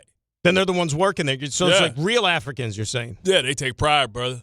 See, I haven't explored it yet, so I don't know. They take pride in getting that order right, man. Shout out to them, man. Real quick, because I mentioned the free agency thing with defense, and I'm not trying to, Who's available? Let's go shopping. No. I'm not trying to rain on New England's parade. Like, they've had a great year, but let's make no mistake. Crap load of money. They spend more money than any. And look, they hit on all these guys, which is great. Yeah. You know what I'm saying? But, like, make no mistake about it. They spent more money on free agency than any team in the NFL this year. But just to give you guys an idea, Milton Williams, which is the ideal free agent signing, that's the guy. Philly. Yep. First-time free agent, ascending player, couldn't get on the field because Philadelphia was stacked. You knew he was ready to pop, and New England hit that one out of the park. But Milton Williams, Harold Landry, edge rusher, Robert Spillane, Carlton Davis, Mac Hollins, Morgan Moses. Those are the guys, like, just to name a few, that they signed in free agency. Think of how many so they hit on like 5, 6, 7 free agents. That also, throw in the fact of what you got from Drake May this year. Hit on the quarterback. And you hit on the quarterback. Dude, that's why they're 14-3 or whatever it was, and they're playing in the AFC Championship game. Played a real soft-ass schedule, too. And like I said before, I probably we'll see what the people say. But I called C.J. Stroud a cone. So they basically played against a cone. Dude, he's not good. What's happened to him? I don't know. He looked disengaged. Look. Like, yo, is this something else going on in your life, man, where football just ain't important right now? He's gone steadily backwards since his rookie year. And the funny thing about it, like we joke about it like, ha-ha, it all really started in that Jet game last year on that Thursday night when they sacked him 8 times. Yep. And that's always going to be remembered for the Garrett Wilson catch game. Yeah. Like, that's the Garrett Wilson catch. But that game, 8 sacks to C.J. Stroud. And remember, at the end of last season, they can't protect him, man. He get the hell beat. Offensive line, they lapsed on that last year. Trade Laremy Tunsil. Laremy Tunsil, they moved him. I'll never forget, after C.J. Stroud's rookie year, they were putting Bobby Slowick as another great coach off the Shanahan tree, remember? We ain't heard from him Oh, my God. Bobby Slowick this, Bobby Slowick that. What happened after year 2? They fired Bobby Slowick because they made him walk the plank as the scapegoat for the fact that they let the offensive line completely go south. Now here you are, year 3. The line still sucks. C.J. Stroud continues to go backwards. Okay, Bobby Slowick's out of the picture, but still. Like, now what do you do? Because they can't run the ball either. No, well, Joe Mixon, they thought he was going to be the guy, and he was, he suffered the foot injury, and he was nowhere to be found all year. But Joe Mixon's like 75 years old. I don't think he's 75. He might be like 55, but I hear your point. Could try and get Breece Hall. That'd be the perfect guy for them. Here's the thing with Breece Hall. There's no reason, unless they legit just don't want him around, there's no reason for him not to be on the team because you just franchise him. He's a running back. That's not going to cripple your cap. You know what I'm saying? So, like, if they can't come into a contract agreement, you put the franchise tag on him for a year. You don't want a disgruntled player. I mean, he's been a good soldier. He thought he was going to get traded last year. He'd been a good soldier, but end up with Pacheco. But you know this. You know what I'm saying? He's a very smart guy. And so, like those little hints that he drops on social media out of nowhere. Right. Right. Like these, and then like, when they go to him, what was that about? And he's like, well, that was nothing. That was he's very kind of like passive aggressive type stuff. And that rubs some people the wrong way, in an organization. So you got to wonder. It won't out, man. What's AG thinking? Right. Because remember, Quinnen Williams, all the losing got to him. He wanted out. He got out. Does Breece go to them in the offseason and be like, look, I don't want to be here? Breece got to say, listen, bro, I only got 4 years left. That's right, as a running back. And do I want to waste another 2 with y'all? And who's my quarterback? Then y'all going to end up trading me? $14 million. That's what the tag is going to be for a running back. That's not terrible. That's not terrible at all. And then sign. The interesting thing is, what do you do with AVT? You're going to have to choose one of those guys. Because AVT or Simpson. Do you think that because at his peak, AVT is the better player. Correct. And he's more versatile, too. But Simpson gives you nasty streak. Yeah, he gives you a personality. Here's the thing about AVT. I agree with you. Obviously, we know this. Play guard, play tackle. You have an affinity for the player, affinity for the person. But how many times do you keep kicking that can down the road and then you get burned? Because it's like you want to believe that he could stay healthy. You want to believe that he could get through a season, but then what if he can't? And then if you let Simpson walk, then what do? Then you don't have either one of those guys. It's a tricky spot. Yeah. Then you got to try and put all your money into Linderbaum. Linderbaum ain't coming here. I know. He ain't going nowhere. I thought maybe once upon a time he could have been a fit here, but I think he'll go to the Giants. He ain't going. He's going anywhere. He's going to the Giants. He ain't good. The Ravens are not letting Tyler Linder. They do not let their first round draft picks walk. after 1 year. I could see the Jets drafting a guard like in the middle rounds just to have that depth, and then if you need, you know what I'm saying? That's what you hope you could do. Definitely got to sign Isaiah Likely, man. Oh. I told him all last year, sign, draft, Harold Landry. Patriots gave him money. Huh? Harold Landry, Patriots. I'm sorry, not Harold Landry. Isaiah Likely, tight end. Is he a free agent? Huh? Is he a free agent? Yes. That's why people now, I'm like, damn, now that Harbaugh's here, they might pay him. Maybe the Ravens could franchise tag him. If they that's not. The case. They don't care because Kohler is actually one there too. I would sign him too. Like, cause he's the big grader, road grader, like edge setter, like who caught passes that people didn't expect him to be able to catch passes. Cause he's like 6'5", 6'7". Yeah, he's a big target. Yeah, yeah. But setting the edge in the run game, I guarantee you Harbaugh would sign him. Because something went on with Isaiah Likely where he was kind of seemed like he fell out of favor there. There was a lot wrong last year. There was a lot. It was weird because he was hurt for a long time waiting to come back from off-season surgery. And then he didn't play. You saw Coley there and they re-signed Mark Andrews.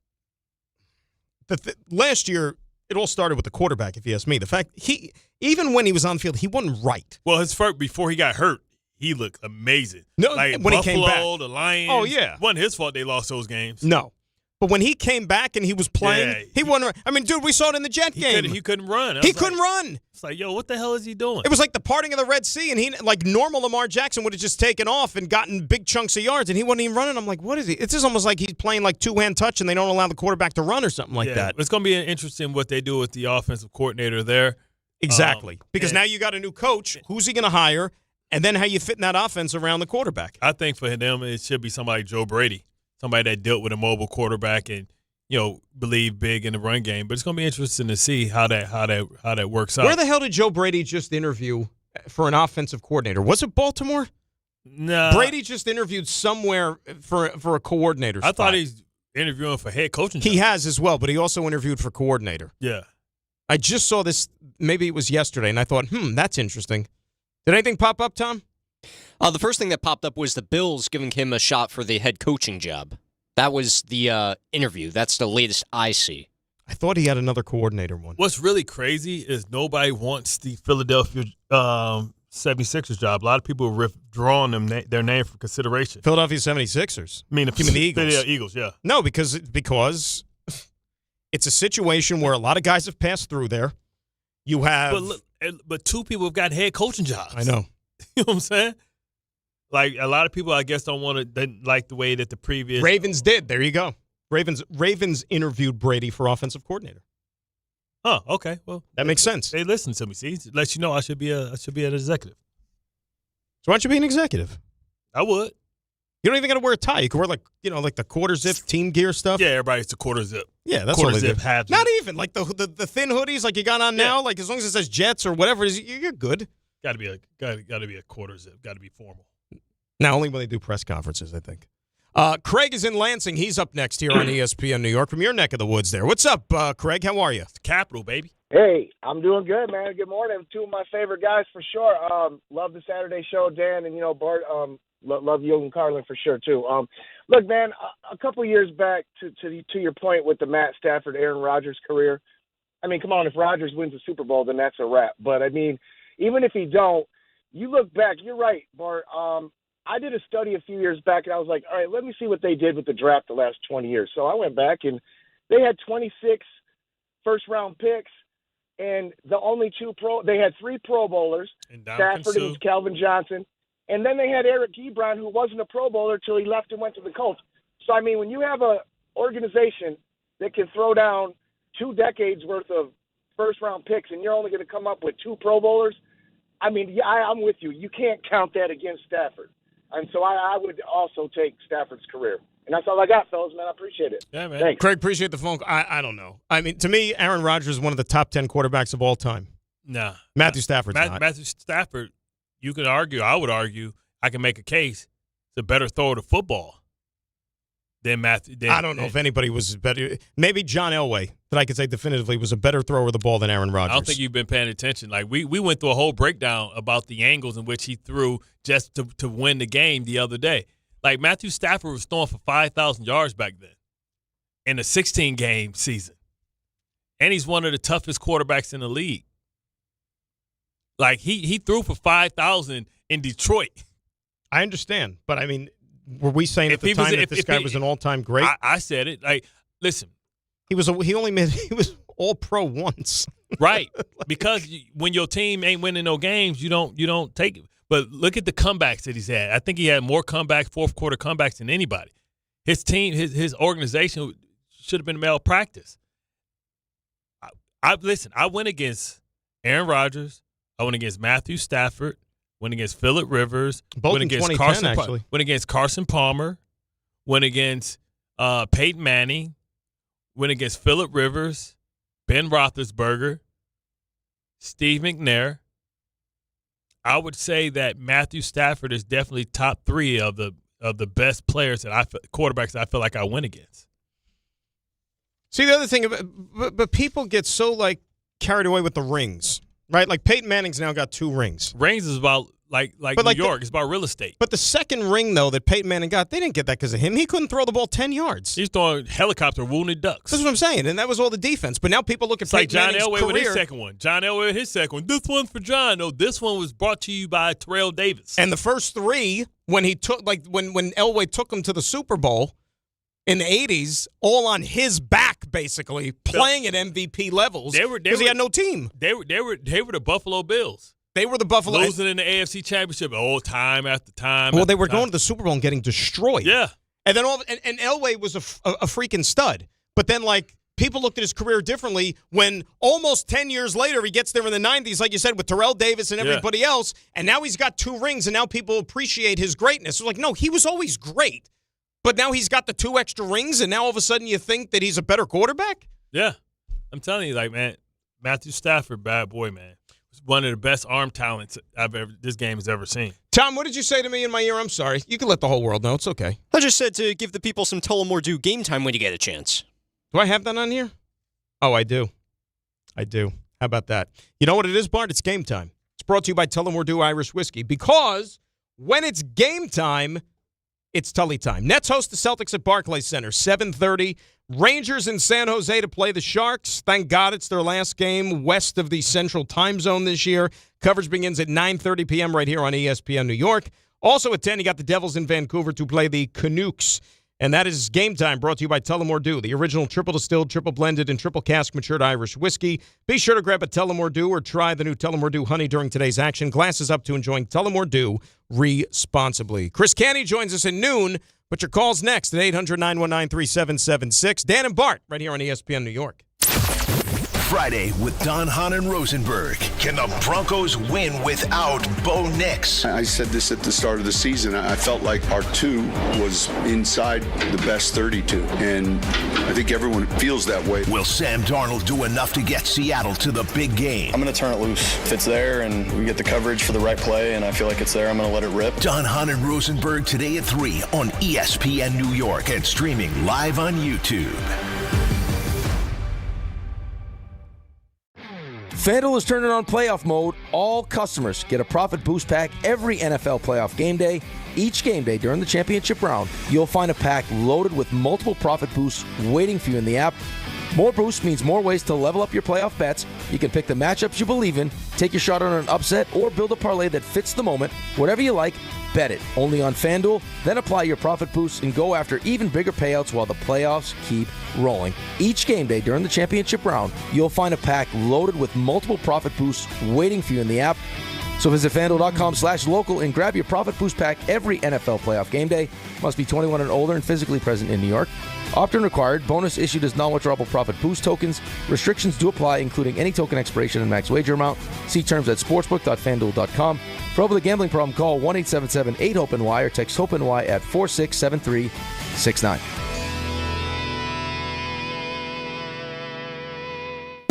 Show your team spirit and save big only at Security Dodge during the Start Something New sales event. For a limited time, score an extra $500 off on top of all rebates and new incentives, just for coming in and wearing your favorite team's jersey or swag.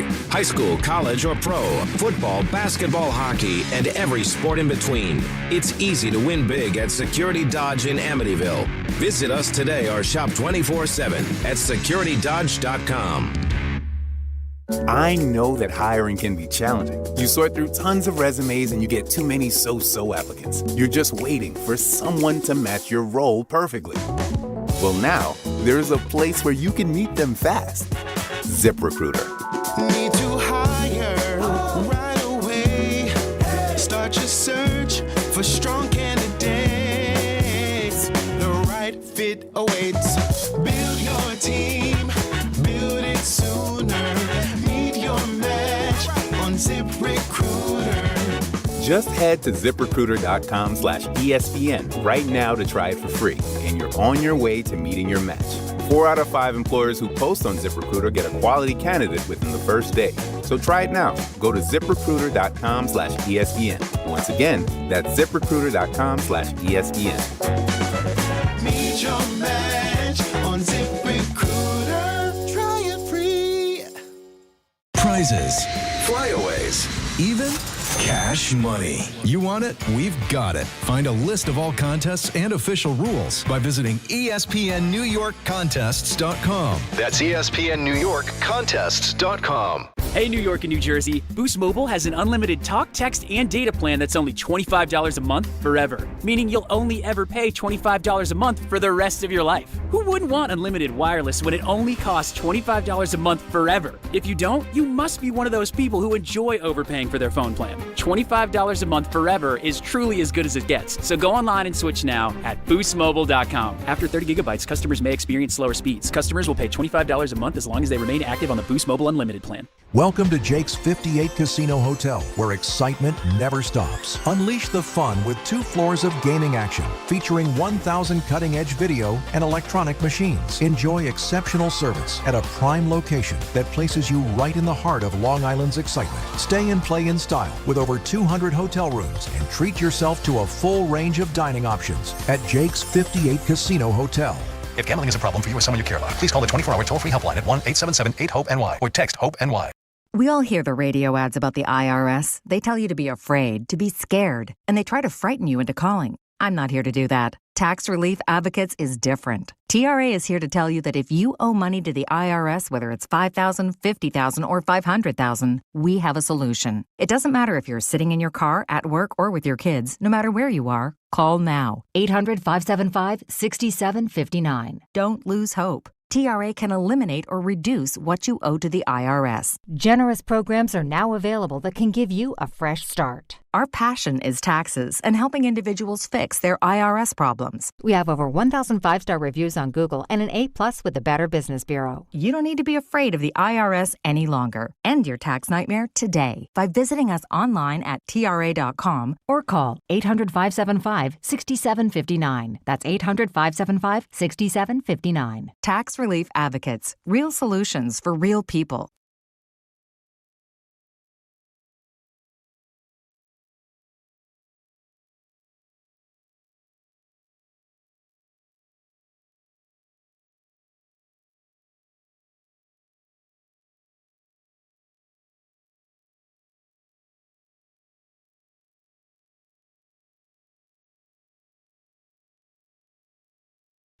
Dan and Bart, ESPN New York.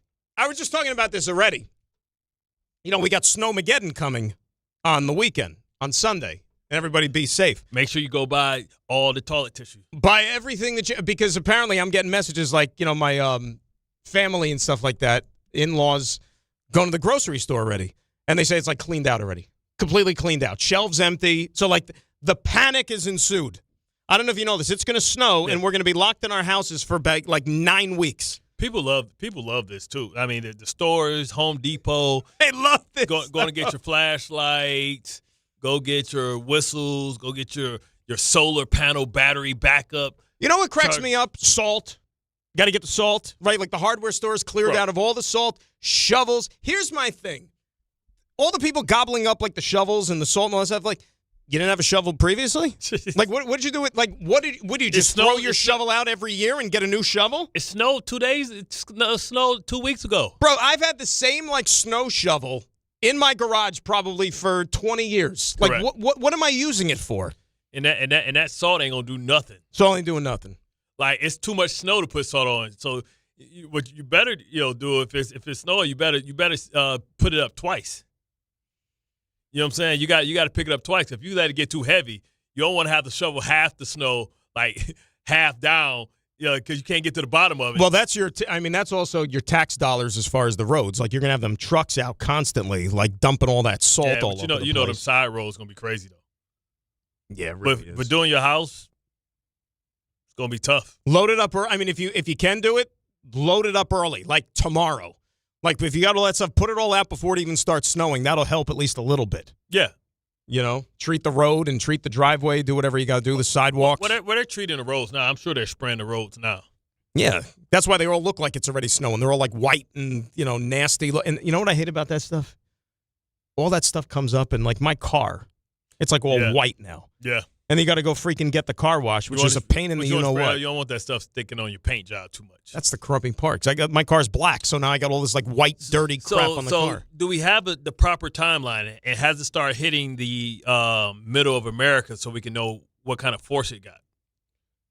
They're saying as far as, like, start time in that Sunday morning 7 a.m.-ish area. But for Chicago, Tennessee, St. Louis, it should be hitting a day early, right? Yeah, it'll be like a Saturday tomorrow. Okay, so for them, that'll give us a great indication how much it's packing. Well, remember, we're closer to the water too. Yeah, but it's not gonna get the water. It's not like it's gonna go to the water and then come backwards. No, it's not that it's gonna come backwards. But they're saying, like, if it draws maybe some, like, warmer moisture, air, yeah. Then if it draws the warmer air, then, like, you might get the mixing or whatever, which means it'll bring the snow totals down. But if you get the cold air coming from the north on down, then you get more snow. Look at that. See that? Look at that. Become a meteorologist. Look at this. I'm pulling out, like, meteorologist weather stuff out of my you-know-what. And I almost made it sound professional. I don't know what the hell I'm talking about. I think everybody believe you, too. You gunning for Bruce Beck's job? No, he's a sports guy. Yeah, look at me. I'm an idiot. Ray, turn his mic off. Come on. My mic sound nice. Check one. I'm mortified. I'm going to call Bruce right now and tell him you said that. You should. Do it on the air, I was saying, my friend Tom Bauer thinks you're a weather guy. Yeah, even though you've been covering sports for 40 freaking years. I deserve to be publicly scolded. And he's the best. That. Yep. Bruce Bay. He you know what's funny? Like Bruce, that's a cool name. Like Bruce Beck. I wonder if that's his real name or if that's like his show name.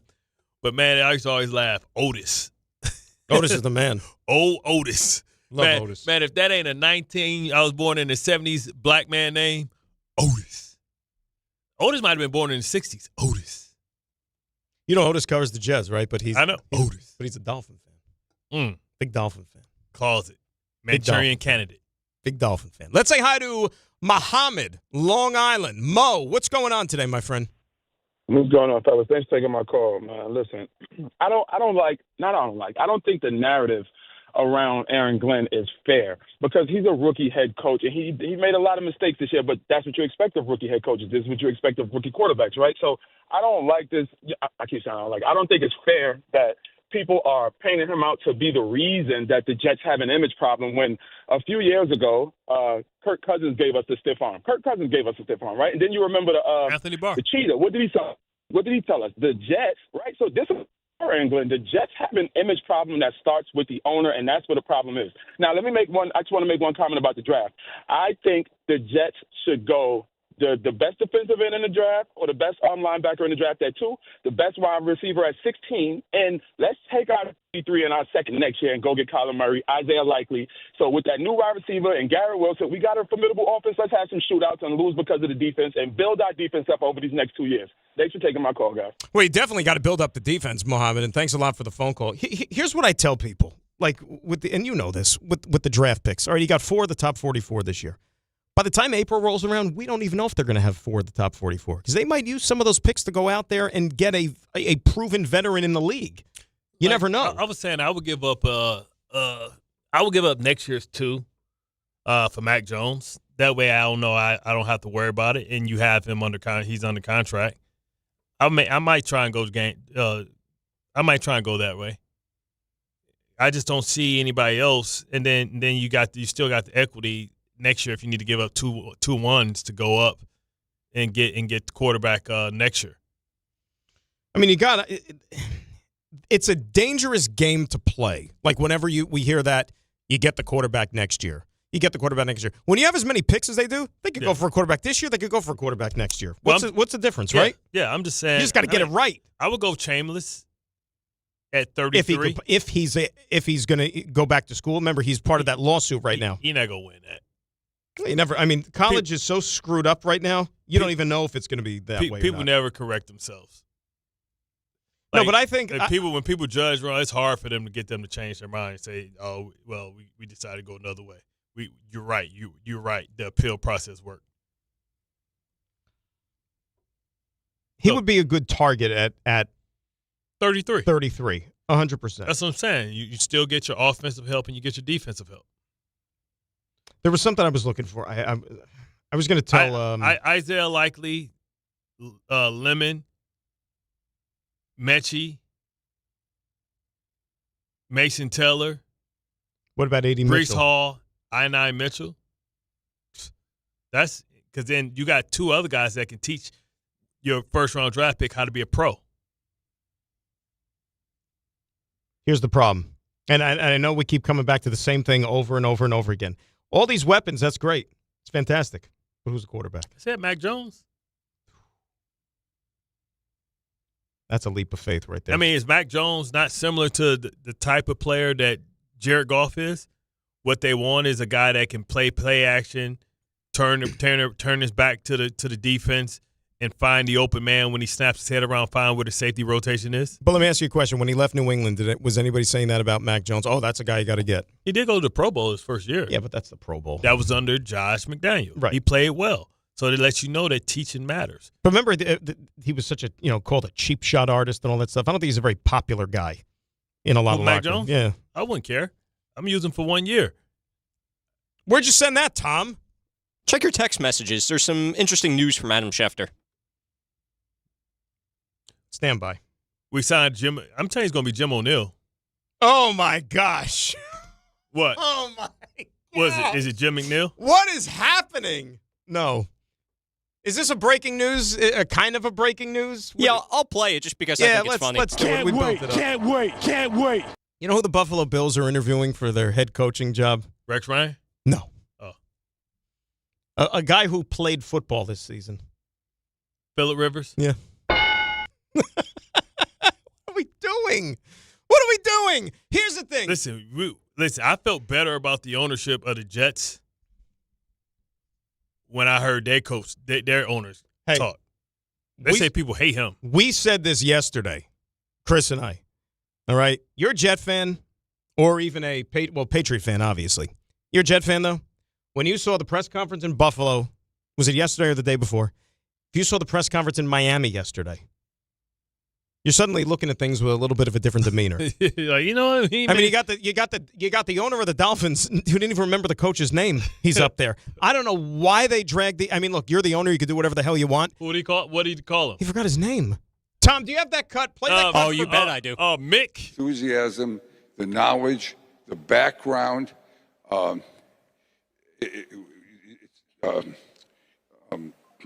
Jeff stood out amongst them all.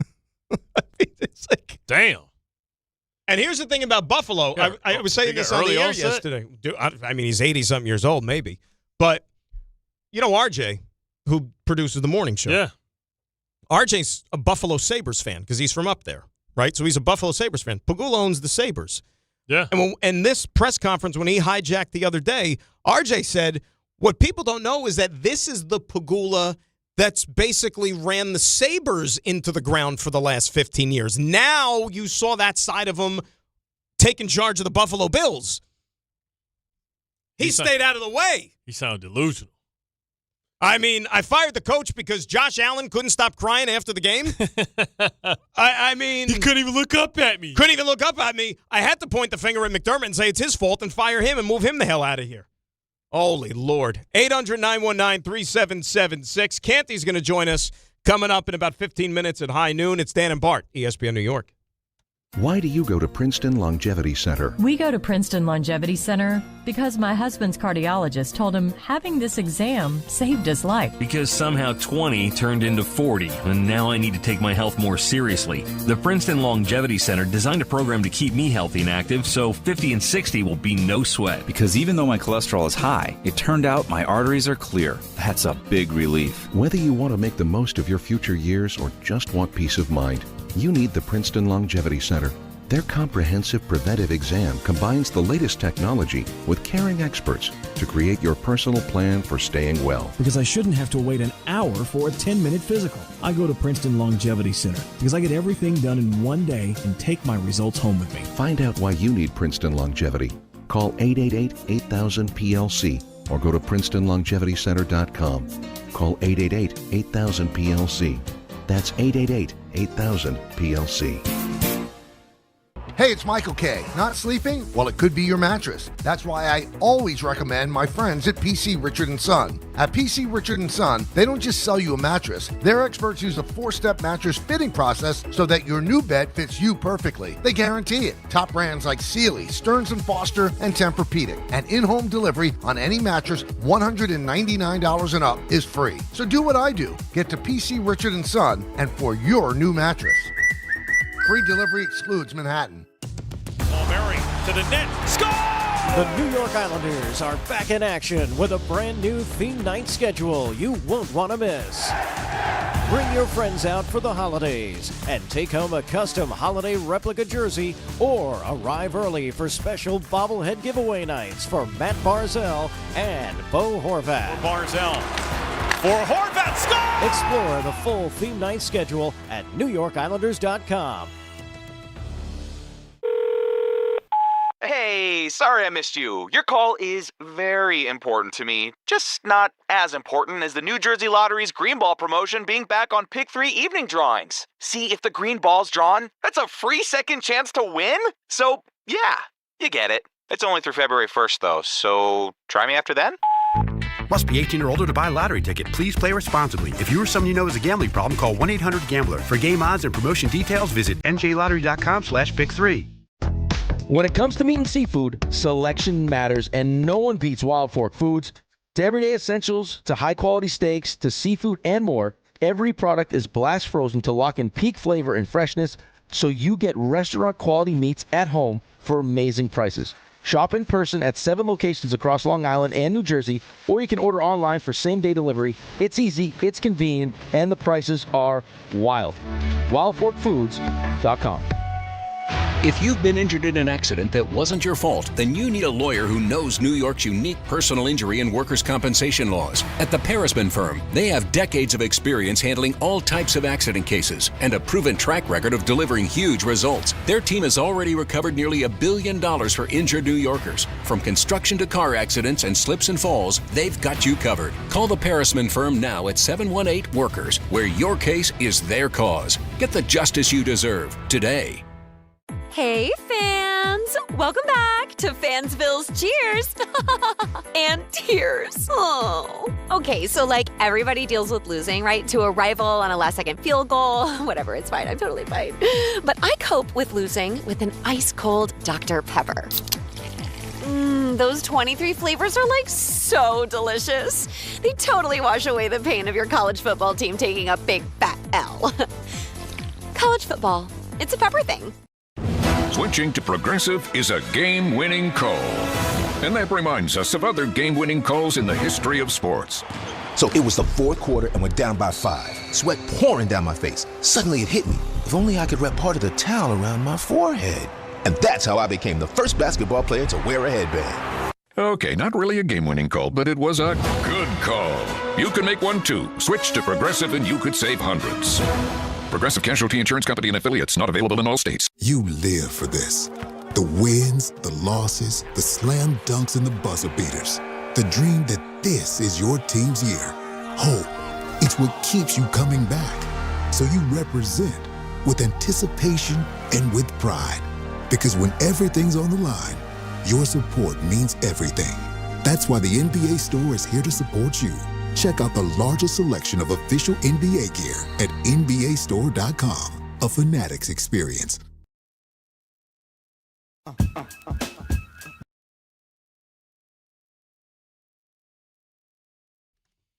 Dan and Bart, ESPN New York on this Football Friday.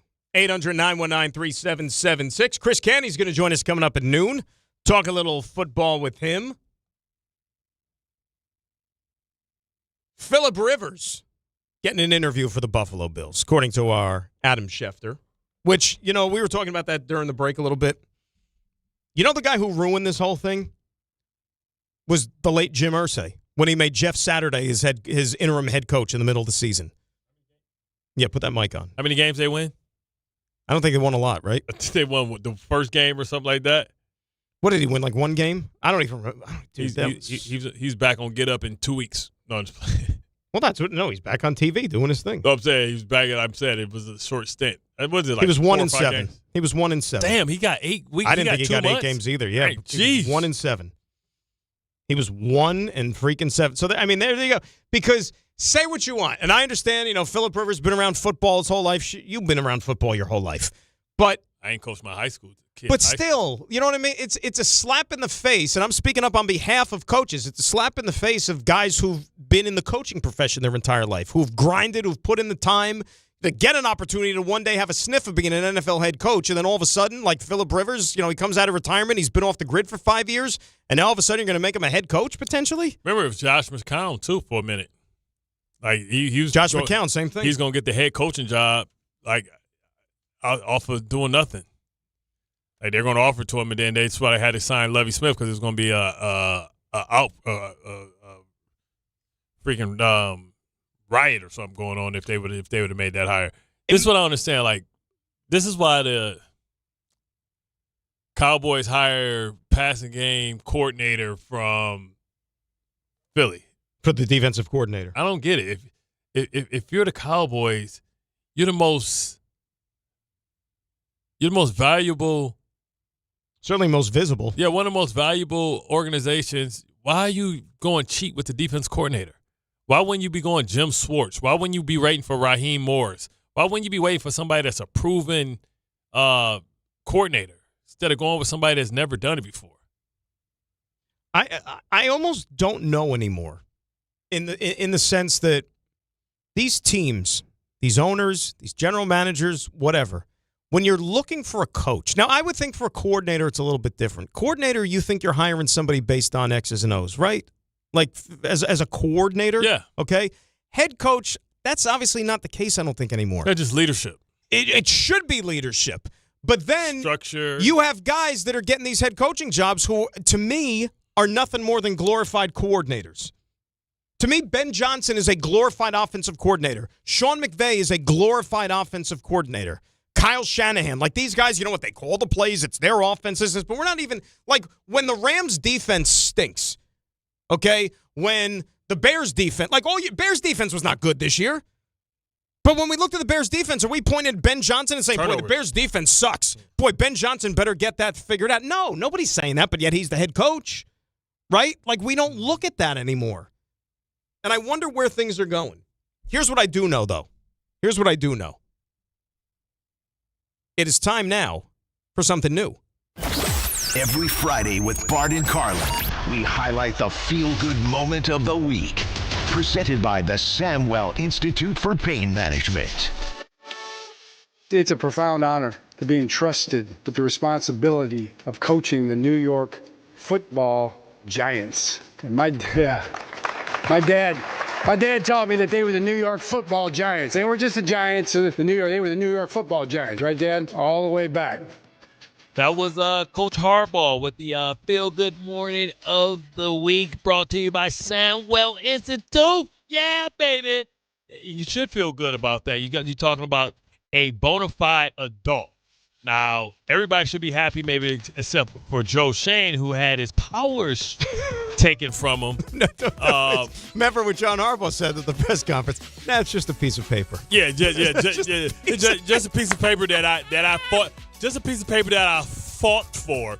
So maybe we need to get Joe Shane. We need to get him here so he can go ahead and get that sciatica hurt, off, because I know that made his ass hurt. That was gangster. He's like, nah, that's just a piece of paper. Yeah, that I fought for and almost walked away for. I walked away from $20 million a year. But, I needed that piece of paper. I need that peace of mind. You talk about what's probably going to come up. Shortly, it's going to be after that. Let me just speak about that piece of paper. Should I go to the maestro? You want me to go ahead and knock it out? Well, how about, Dan, you finish your section first, because I believe you have a tail end to this. And then, Bart, you can tell me more about Samwell. Well, I was going to tell you that was the Feel Good Moment of the Week, brought to you by Samwell Institute for Pain Management. For a pain-free life, visit SamwellPain.com today. Yeah, real talk for a second. Let's have a little real talk for a second. Do it. If you're dealing with back pain, neck pain, sciatica, or joint pain, and you've been trying to push through it, why do that? I've been there. That's why I want you guys to know about my boy Jay Shaw, Dr. Shaw at Samwell Pain. This is not about surgery or anything like that. This is about not taking a pill and call me later place type of thing. Dr. Shaw is an Ivy League trained, double board certified, and he is focused on non-surgical image-guided procedures that eventually or actually fixes the problem. No downtime, no scars, no long recovery. They've got same-day or next-day appointments, offices in Woodbridge, Livingston, and Inglewood, so that means there's one nearest you. Check them out, SamwellPain.com. I believe that they're certified. I verify them. Stop dealing with pain. And it starts with doing something about it. So get off your ass and go take care of yourself. In 2026, that's what we're doing. Feel Good Fridays, brought to you by Samwell Institute. Go ahead and get rid of that nagging, aching pain. Age gracefully. You know what's funny, real quick? Just to go back to the clip from Harbaugh, like the New York Football Giants. You know what cracks me up? When there are people, because I remember there was a couple of guys that you played with while they were Jets, that try to use that with Jets and say the New York Football Jets. No, it's not the New York Football Jets. The reason that whole thing, came about because you had a New York Giants baseball team once upon a time. So you had the football team and the baseball team, and that's why they had to specify the New York Football Giants. There's no such thing as the New York Football Jets. The New York Jets. There's no other, the Winnipeg Jets, New York Jets. There's no confusing the two. That's why that came about. So it cracks me up when people try to throw that football thing with the Jets. But that's my little axe to grind. You know what's coming up next? What's that?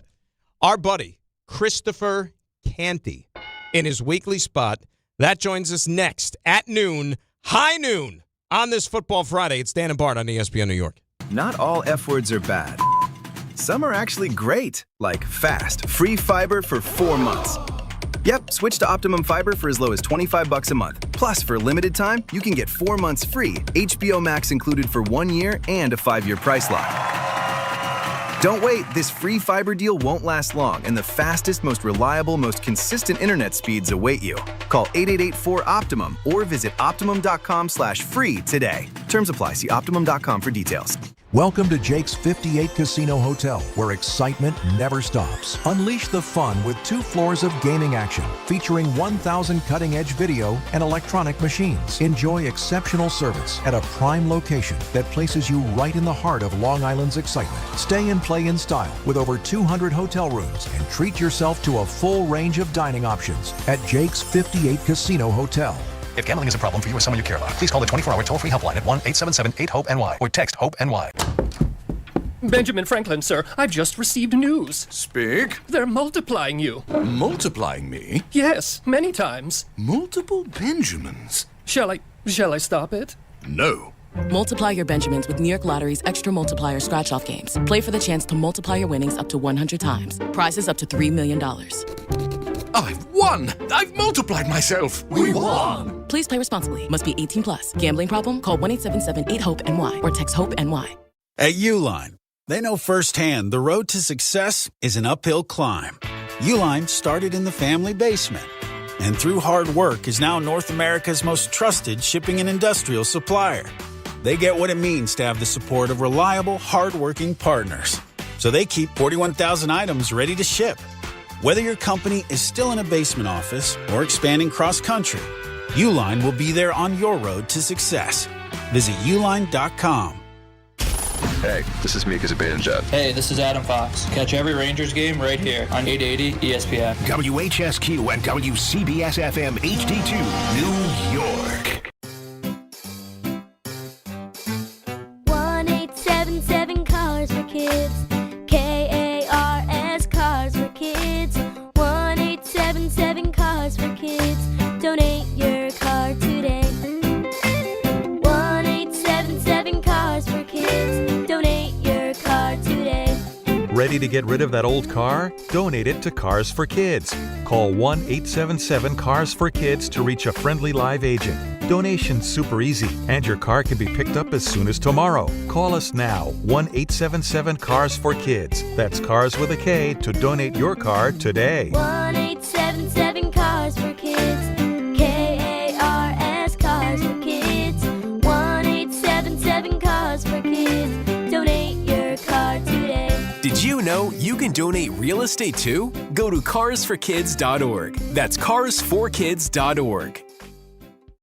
My name is Whitney Allen. I am a widow. My husband Ryan died. We never thought in a million years we'd have to use life insurance. The unexpected happened. With Ethos, it is so fast and easy. It's 100% online. You can get a quote in seconds, apply in minutes, and get same-day coverage, no medical exams, and you can get up to $3 million worth of coverage through Ethos. Get your free quote at ethos.com/game. That's ethos.com/game. Time spent on application may vary. Online health questions required. Empower. Pete's back on the links with all new golf clubs and hopefully less swearing. Dang, sliced it. He worked with Empower to help him get good at money so he can be a little bad. Heads up! Oof. Talent sold separately. Guy said these were slice proof. At least he has money for lessons. Invest well, live a little. Start today at empower.com. Bart Scott. What the hell? Chris Carlin. Take a hike. We're good. This is Bart and Carlin. Buckle your chin strap. We about to bang. On ESPN New York and streaming live on YouTube. All right, hour number 3. It is high noon here on ESPN New York. It is Dan. It is Bart. It is B and C here on ESPN New York. It's 12 o'clock. It's the third hour of the show. What do they know that as well?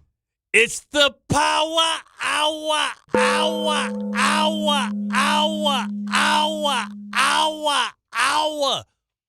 And because it's the power hour and it's a football Friday, championship weekend, who better to kick off the power hour with than our good buddy, the newly proud doting dad himself?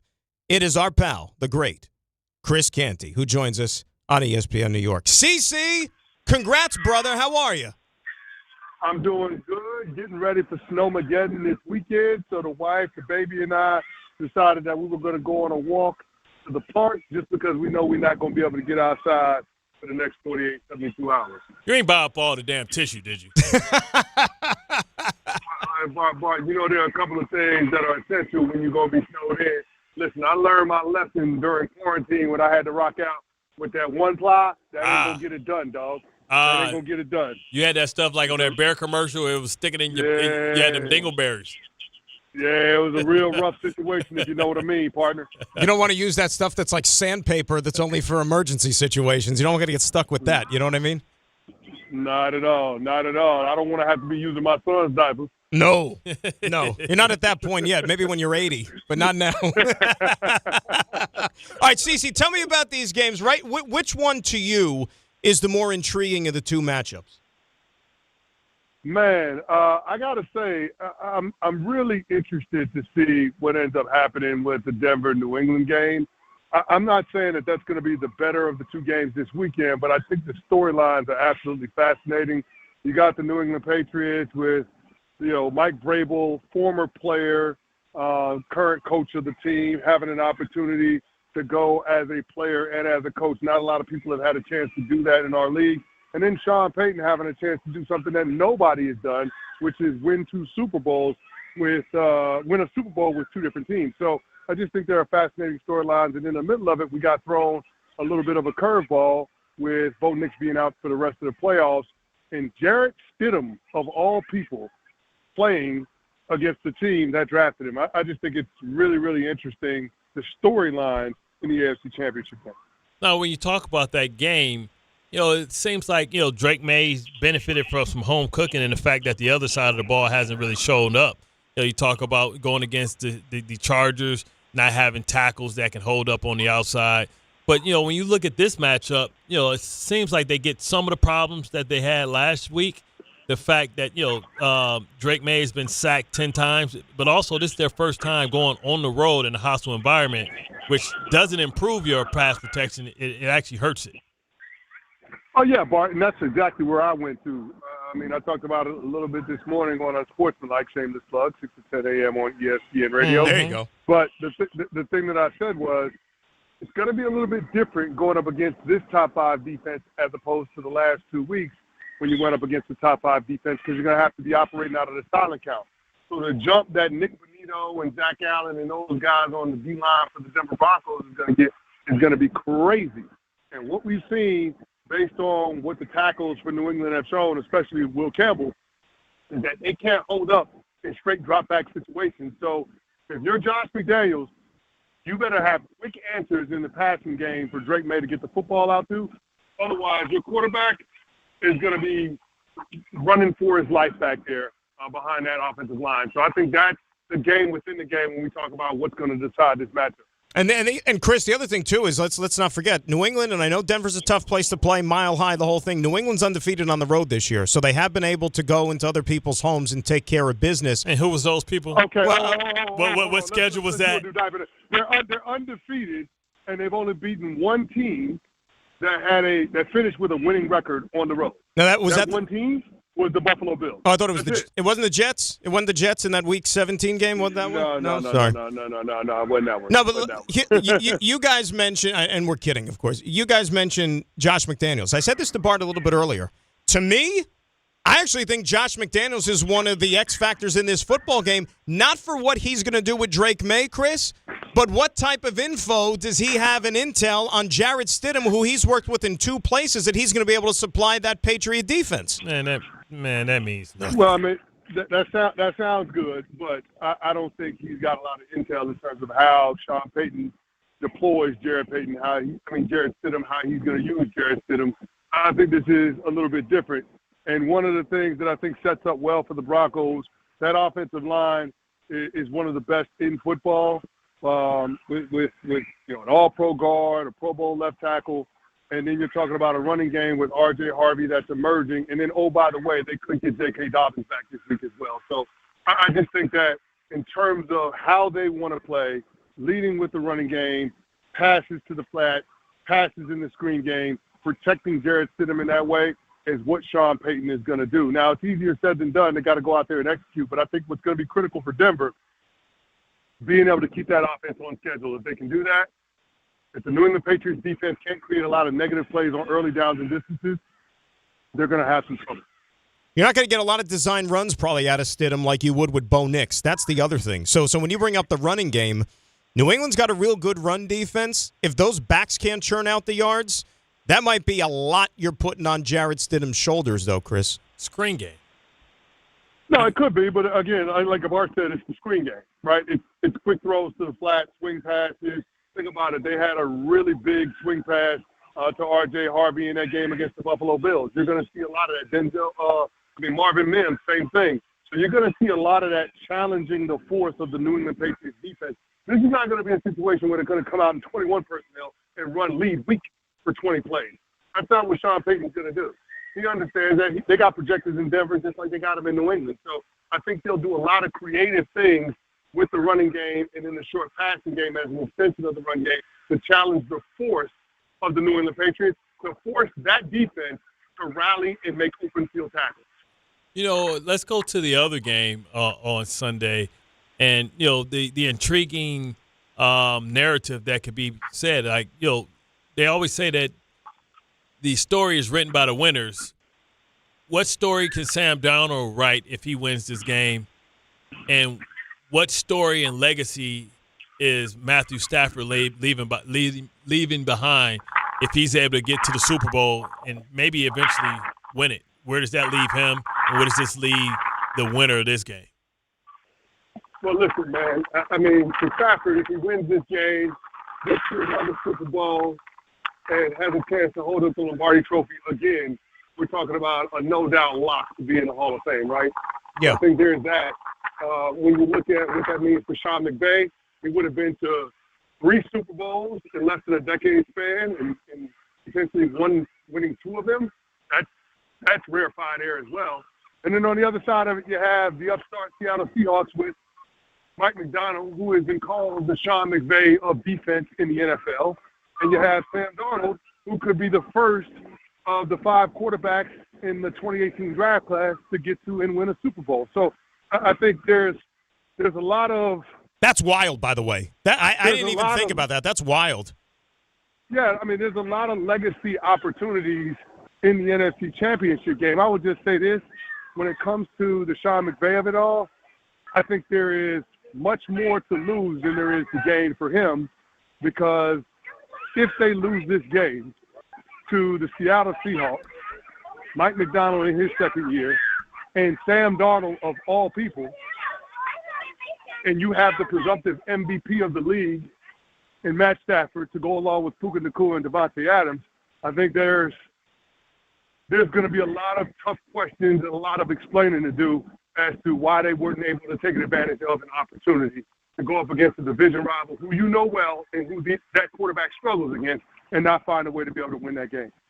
Struggles against in that Chris Shula defense. Even last year when he was a Minnesota Viking and played him a couple of times, he had struggles. We're talking about 8 turnovers in 2 years playing against that defense. I think the other component of this game, because we sit here and we match up offense, defense, offense. Let's not forget, Seattle special teams, really, really good, and can also make a play that can flip a game here, as we've seen with Shaheed. And not only are they good, but the Rams are bad. Yes. That's the flip side. If it's one Achilles heel for them, it's the games that they've lost and they could have lost to the Panthers. Who gives up a punt block like in week any week past like week 5 or 6? Like usually you shore that type of stuff up. Now you might give up a return, a block punt. Happened in the national championship game. Yeah, right. I don't know what the hell. And what the hell was that dude looking at? I don't know. I think everything that happens now in games now crazy. You got to worry about like, are they on the take? Yeah. Like yo, did he do that on purpose? Yo, I will say this, Bart. There is no doubt in my mind who the better of these 2 teams is, who the more complete team is. It's the Seattle Seahawks. Correct. It just is. They're the more complete team. They're the more physical team. What it comes down to is if the Rams are going to advance to the Super Bowl, it will be because their head coach and their quarterback was just that much better than the other head coach quarterback tandem on the other sideline. That's it. There is no other path for the LA Rams to win. That offense had 450 yards passing, and Matt Stafford threw 3 touchdowns in an overtime game that they lost in Seattle in Week 16. You can't have offense better than that. And they lost. Devontae Adams might put 7 up instead of 3 though. If he's healthy, with that hamstring. Devontae Adams ain't scored a touchdown since November, bro. He the king of the 1 yard score. I hear what you're saying. He ain't scored a touchdown since November. And then, by the way, you have the Seattle Seahawks defense with 2 defensive tackles that are virtually unblockable in Byron Murphy and Leonard Williams. Why do you think the LA Rams came out in 13 personnel over 60% of the snaps in Week 16? Because they realized we got to double team the defensive tackles every play if we're going to try to run the ball. They had 39 rushes for 120 yards. But I ain't a math major, but that ain't a high average. So I'm just telling you, like, when it comes to how the Seattle Seahawks play defense, they present some problems that are unique, and putting a bunch of wide receivers on the field for Sean McVay ain't the answer in terms of being able to beat them. How big is no Charbonnet? That's big. That's big. I mean, short yardage, goal line back, special situations. Think back to the 2-point conversion that he had in the second half of that game against the Rams Week 16 to even give them a chance to make it an overtime win in the biggest comeback in franchise history. I just think that not having him is going to matter. I love the 1-2 punch with him and Kenneth Walker. Kenneth Walker had a season high when it comes to rush attempts in the divisional round. How he's able to handle that load back-to-back weeks without no Charbonnet in the lineup, be interesting to see. 172 yards a game rushing last 4 weeks for Seattle. So there you go. That 1-2 punch, I mean, they were very, very effective. But let me go back to the Rams a second here, Chris, because, look, at the end of the day, winning is the name of the game, especially in the playoffs, okay? You're not going to throw back wins in any way. But you look at just the last 2 weeks. They went on the road. They won 2 road games. But Carolina was a team with a losing record this year, and the Rams had to pull that one out at the very end. Last week, they needed overtime to beat a Bears team. Granted, it was at the North Pole. It was freezing cold. It was impossible to function. I get all that stuff. But 2 not very convincing wins against teams that, Bears were a little fortunate this year pulling out all those games late. I don't know if they were necessarily as good as the record. Now you're going up against, as you said, a team, top to bottom. They are legit as legit comes. Doesn't that not necessarily bode very well in their favor, having to go on the road and beat an elite team? Well, I mean, listen, it sounds good, but I'm looking forward to what that means in terms of how things play out this week. I don't know if that's going to matter when it comes to that particular matchup. When you think about offense, defense, whenever we've seen these matchups in the playoffs especially, like the number 1 scoring offense, Rams, number 1 scoring defense, Seattle, more often than not, I think the record is 7-1 that the defense ends up winning these games, and so that would tip the favor of the Seattle Seahawks. Are you a big believer in something like that when you have elite defense, elite offense, the defense winning out?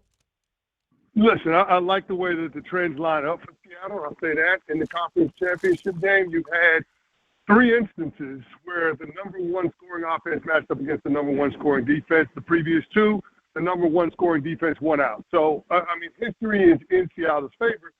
And here's the thing. Again, it's a good trend, but you got to go out there and play the games. You have to. And these 2 games, the 2 games that they played in the regular season were decided by a grand total of 3 points combined, right? Seattle lost by 2 earlier in the regular season. They won by 1 in overtime late in the season. So this is going to be a closely contested game, and it's going to come down to who can win within the margin.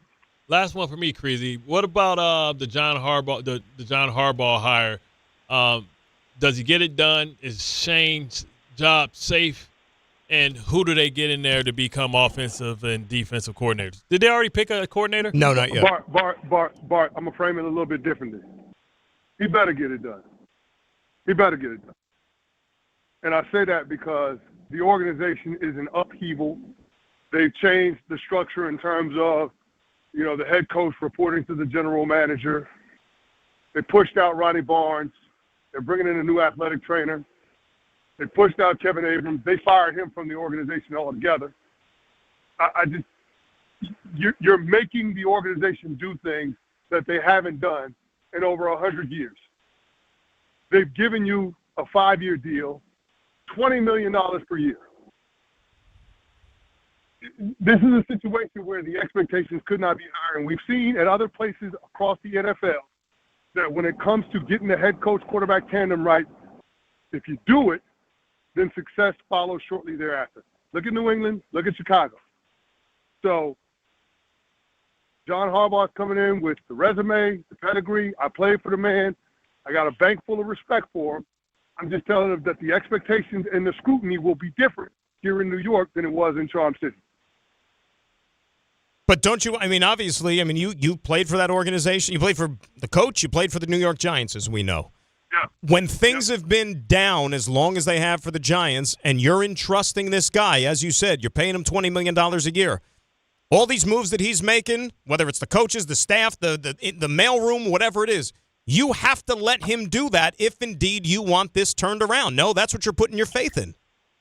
Listen, I'm not saying that you don't give the head coach the autonomy, but you asked me the question of whether or not do I think it's going to work. And what I'm telling you is it better work. Right.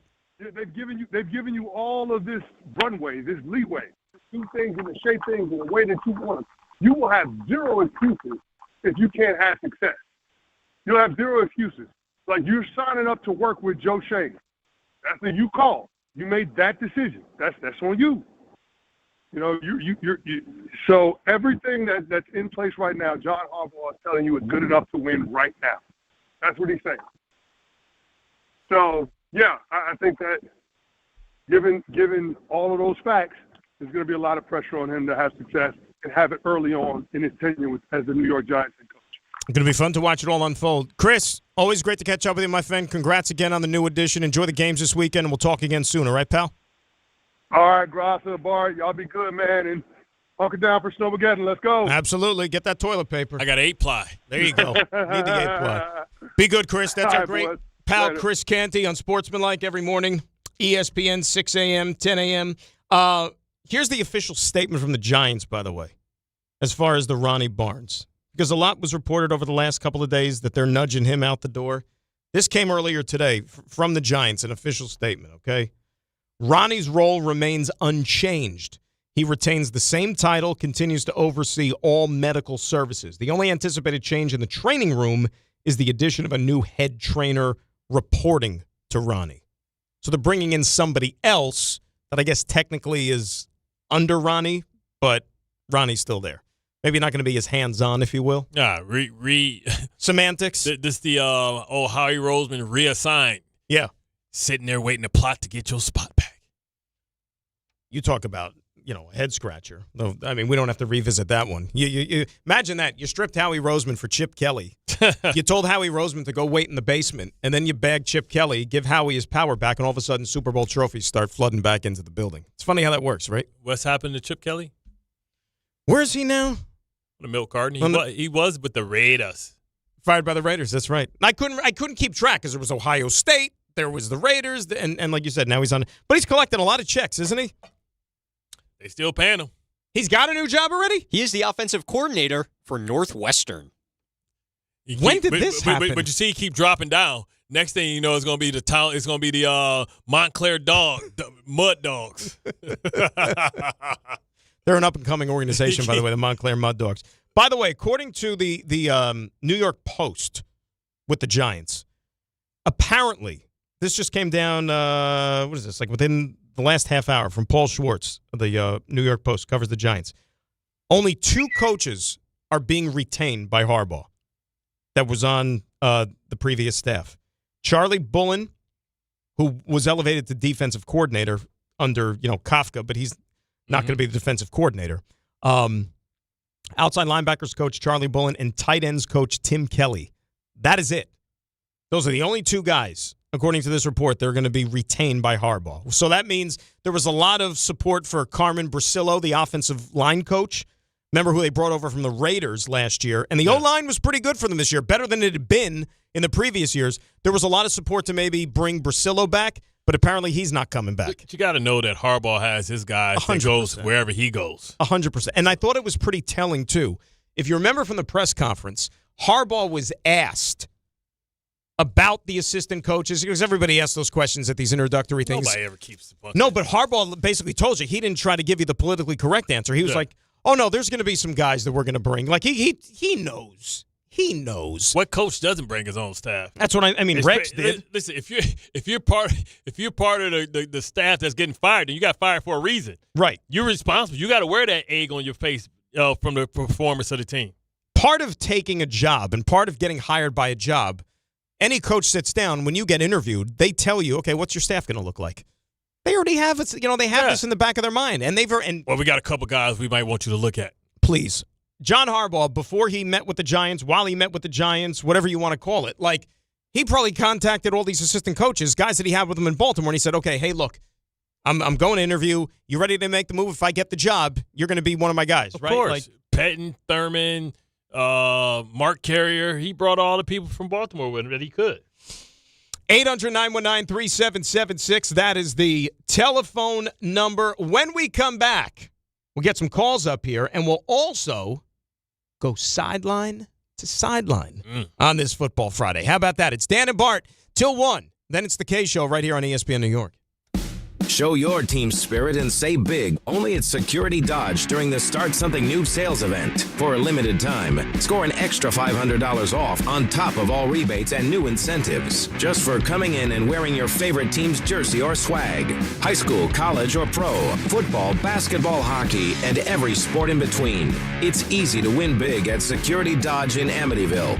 Visit us today or shop 24/7 at securitydodge.com.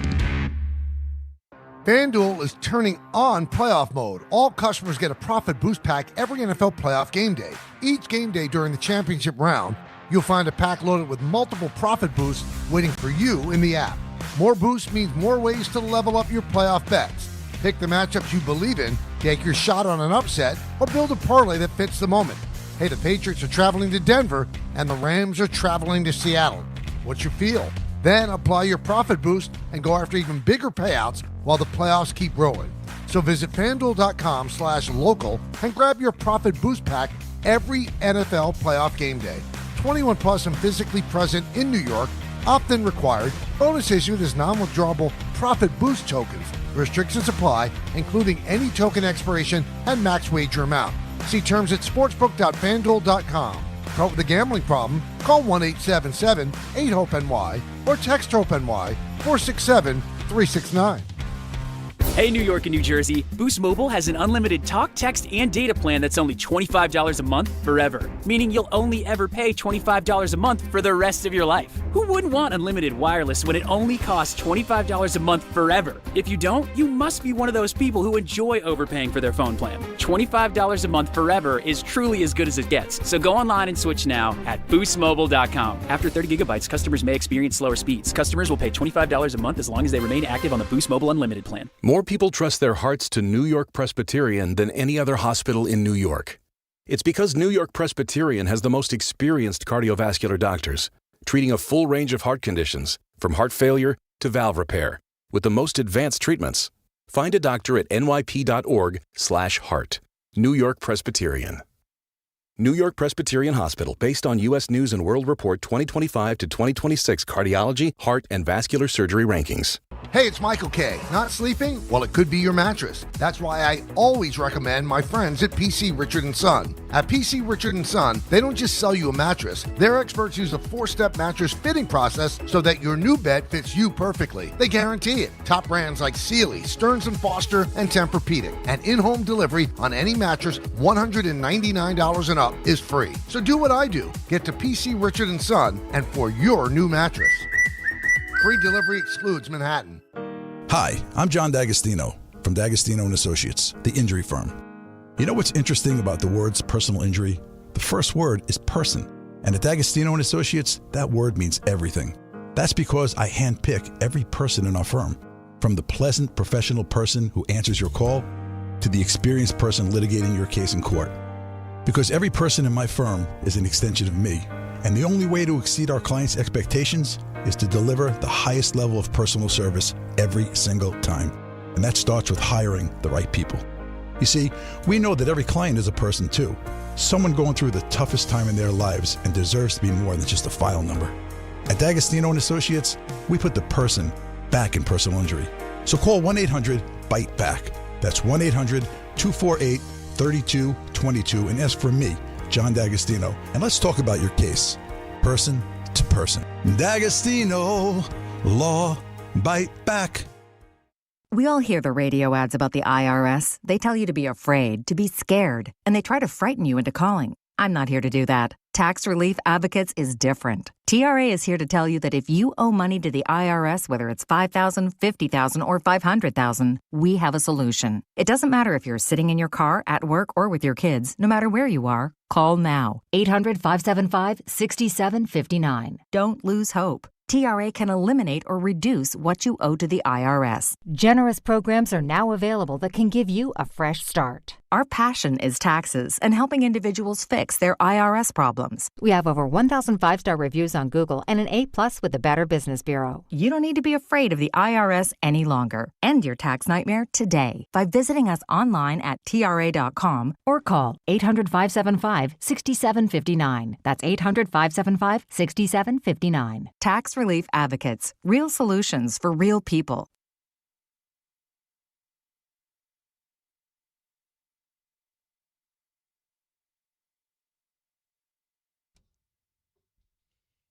Dan and Bart, ESPN New York on this Football Friday. 800-919-3776. That is the telephone number.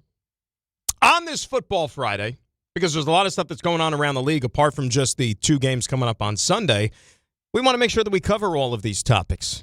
A lot of people have interest in things outside of maybe these 4 teams. So you know what? We call it a little sideline to sideline. It's going to happen. This is Sideline to Sideline. Go, go, go. With Bart and Carlin. All right.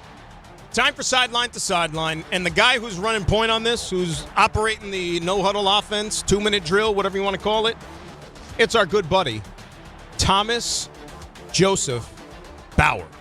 Close enough on the middle name. You got the initial right, at least. Did I? Oh, yeah, you did. Thomas Julio Bauer. Warmer.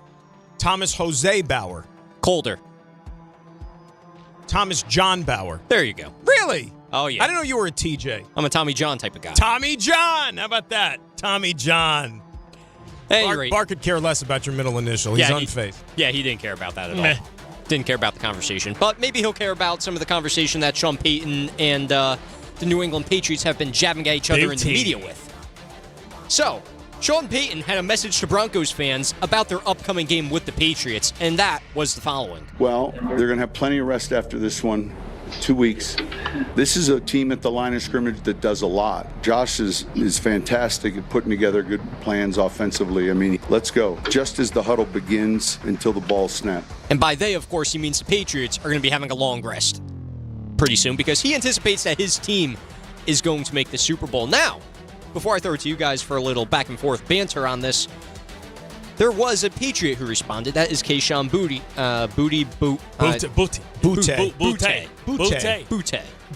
Kayshon Boutte.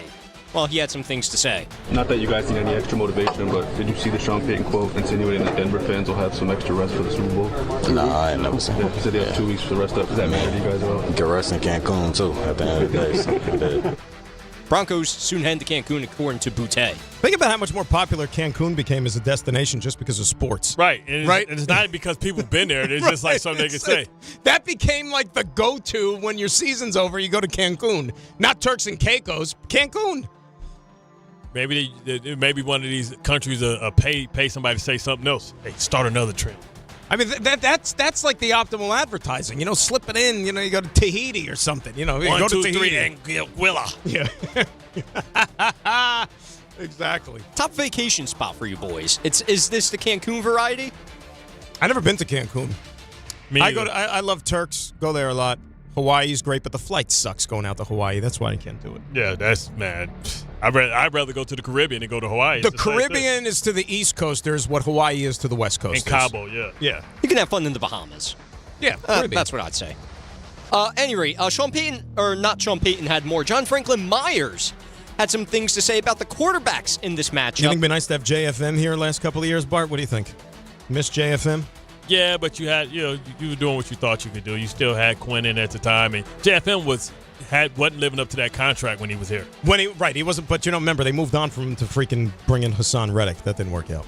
Well, JFM really likes Jared Stidham so much more that he thinks that his quarterback is better than the New England variety's quarterback. The thing about Stiddy, he knows what he's doing. He understands why the coach is calling a certain calls, and that's what makes him so good. You know, sometimes you get out there, you play football, you run what's called. You're not understanding where you want the ball to go, how fast, when, and everything. And Stiddy, man, he's running the scout team plays, and he's running them better than they starting quarterback. So I'll tell you, man, he's a good player for us, and man, we're excited for real.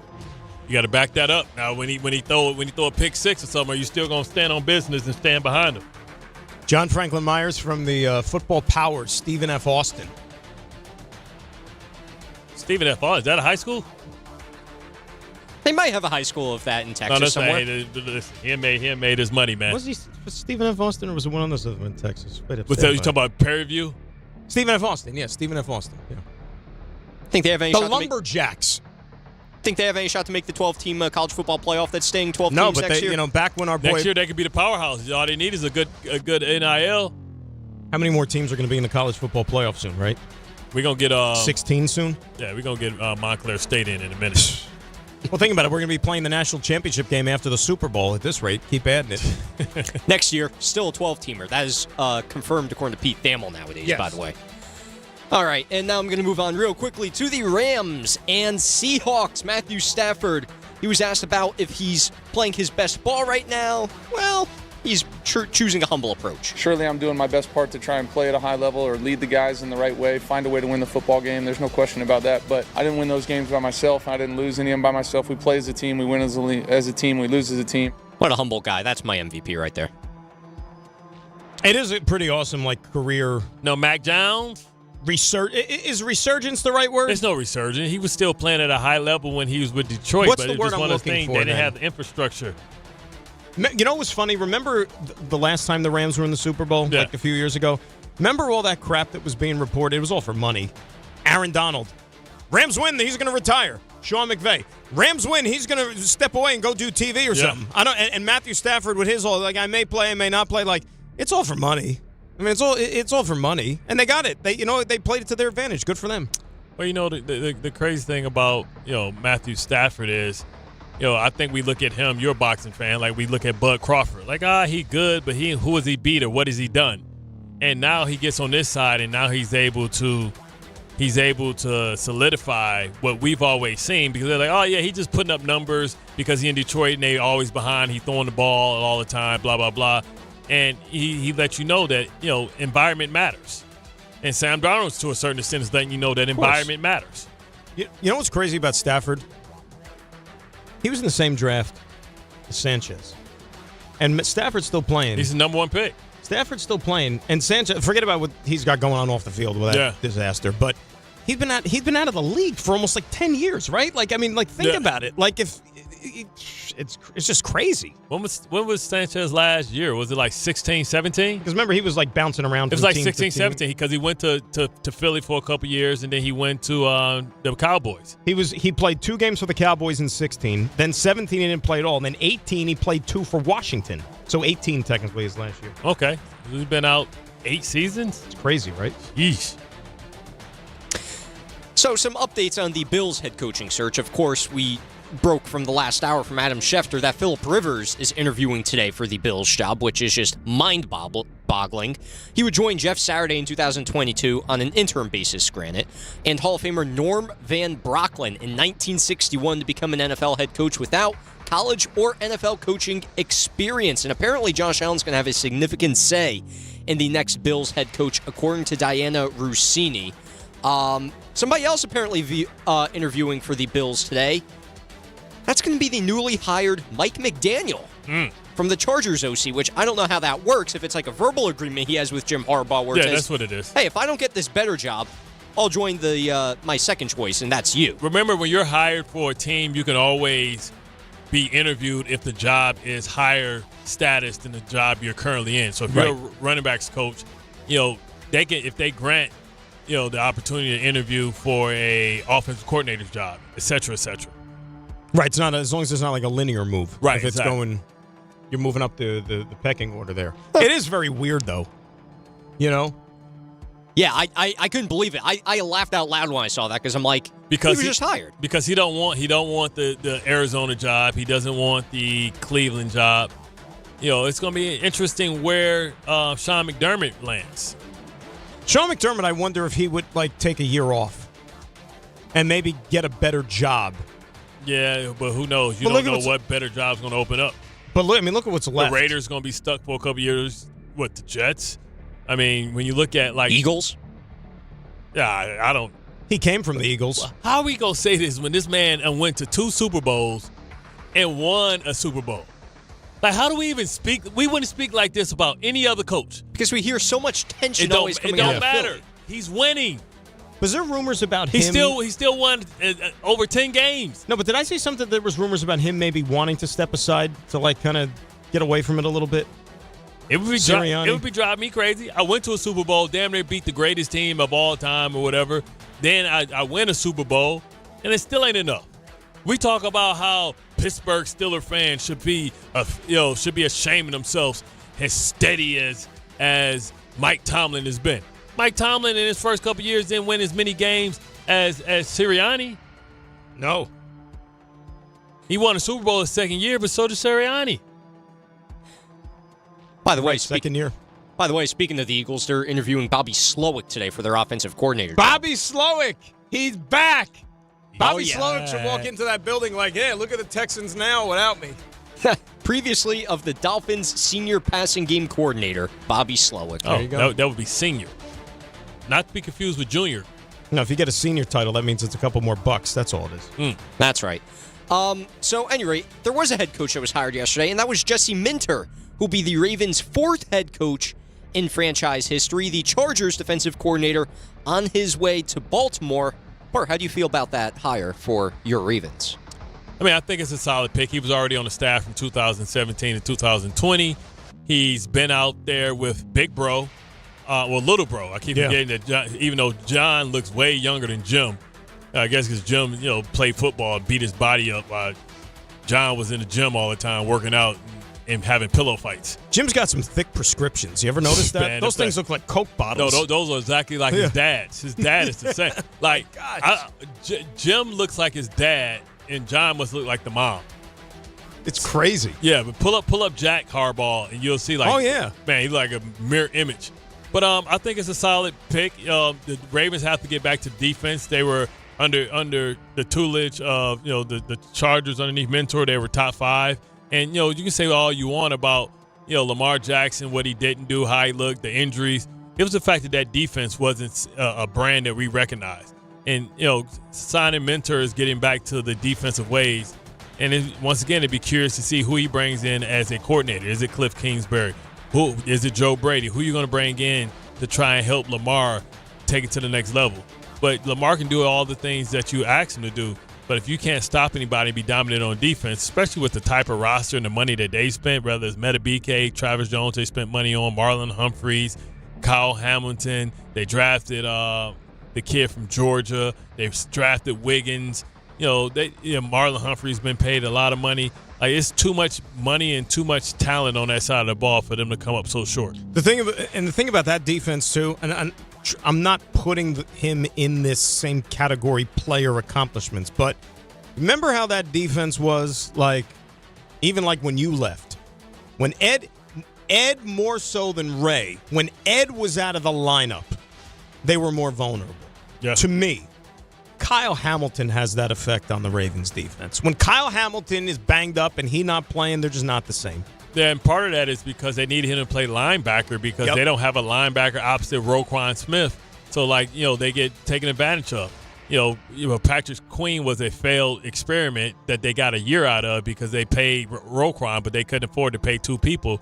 And now, Pittsburgh Steelers get to see really what Patrick Queen was by itself. Missed the most tackles out of any player in the NFL this year and has been playing at a high level, but now the Steelers are stuck with him, and maybe they can get out of that contract. But, Ravens could benefit from going and addressing that position in free agency so that Kyle Hamilton can play in more of a traditional position as well. And he was a guy, once upon a time, that was 2022 when he came in. You don't take a safety, you never take a safety that high. I know for a fact he was in the conversation for the Jets with that 4th pick. Yeah. They ended up taking Sauce, but people thought he should be a top pick, but he ran the slow 40 time, and people get enamored with times. Like, remember, the reason why Terrell Suggs fell is because he ran a 4.8. Yeah. Ravens don't see that. They say, I don't care how fast you can run a 40, I care how fast you can get to the quarterback. And 2 more stories for you. Speaking of top picks, unsurprisingly, Fernando Mendoza, he officially declared for the NFL draft, so congratulations to him for being the inevitable number 1 pick by the Las Vegas Raiders. See him on the Tonight Show last night?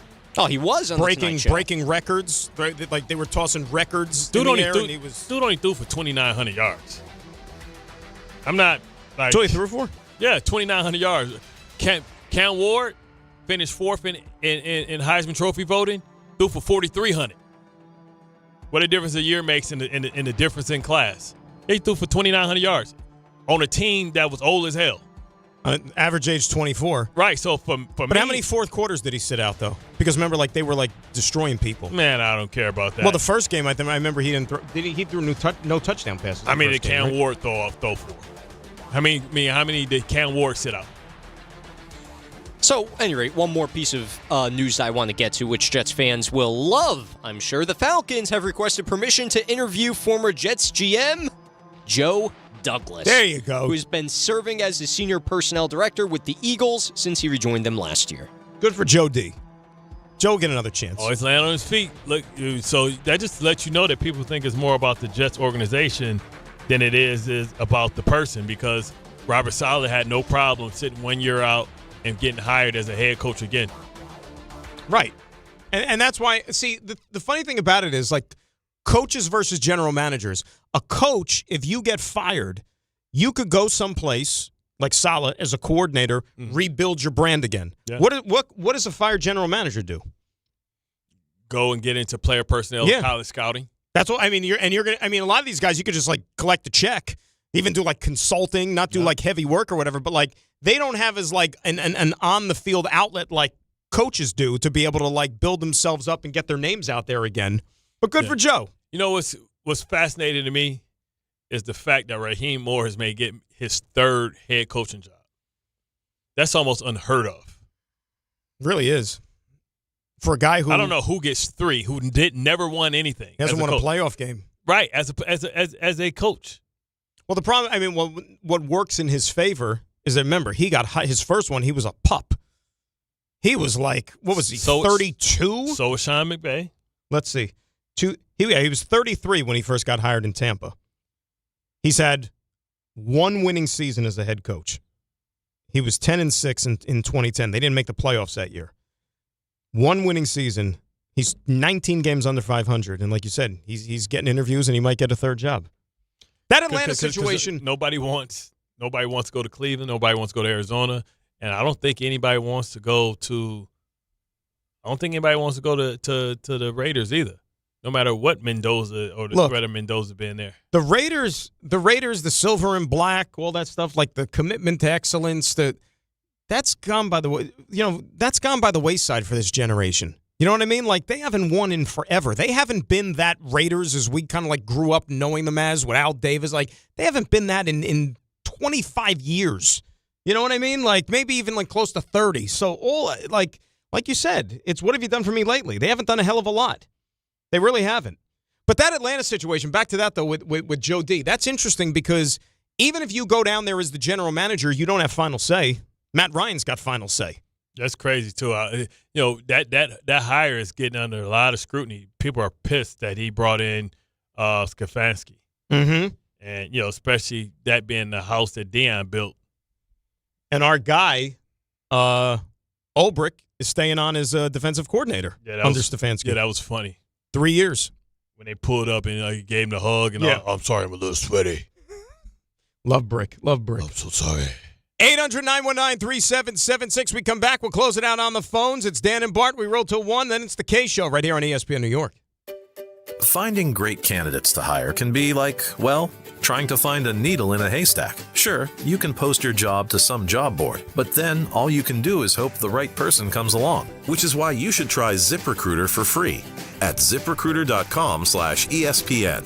ZipRecruiter doesn't depend on candidates finding you. It finds them for you. Its powerful technology identifies people with the right experience and actively invites them to apply to your job. You get qualified candidates fast. So while other companies might deliver a lot of hay, ZipRecruiter finds you what you're looking for. The needle in the haystack. See why 4 out of 5 employers who post a job on ZipRecruiter get a quality candidate within the first day. ZipRecruiter, the smartest way to hire. And right now, you can try ZipRecruiter for free. That's right, free at ZipRecruiter.com/ESPN. That's ZipRecruiter.com/ESPN. ZipRecruiter.com/ESPN.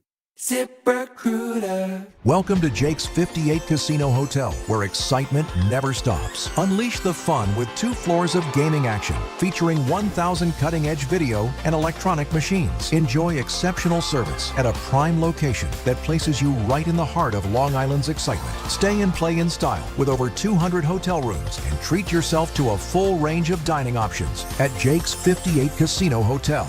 If gambling is a problem for you or someone you care about, please call the 24-hour toll-free helpline at 1-877-8-HOPE-NY or text HOPE-NY. Hey, sorry I missed you. Your call is very important to me. Just not as important as the New Jersey Lottery's Green Ball promotion being back on Pick 3 evening drawings. See, if the green ball's drawn, that's a free second chance to win? So, yeah, you get it. It's only through February 1st, though, so try me after then?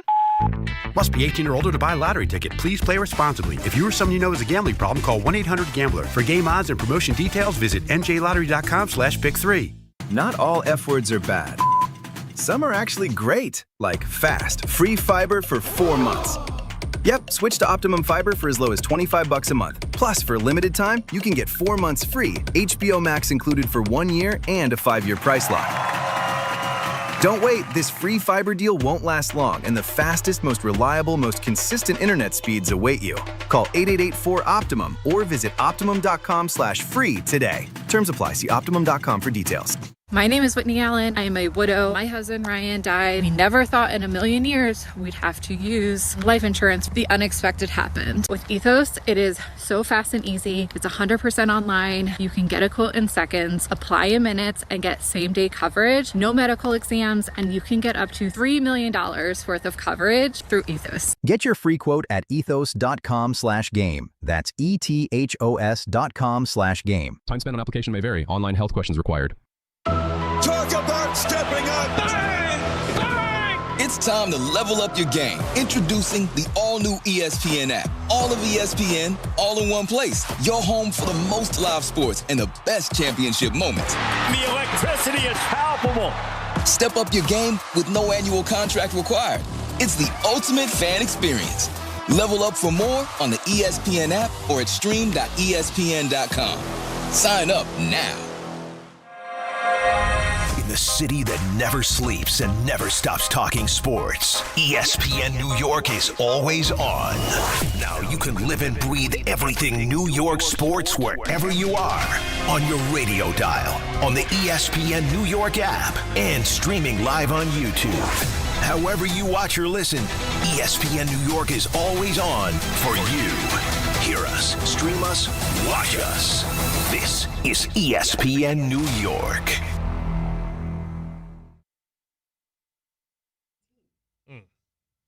18. Yeah. Yeah. Dude, if we get 18 inches of snow, please. It's Frozen Friday. 2, 3, out back. Just got Friday night. 800-919. Party's jumping. 3776. Feel all right. Booty's freezing. Freezing in the snow. I don't got nowhere to go. You might have somewhere to go. Frozen in the house. Tissues low. Stomach cramping. I gotta blow. Get it out my tummy. Gotta take a bath. Because I got no tissue to wipe my...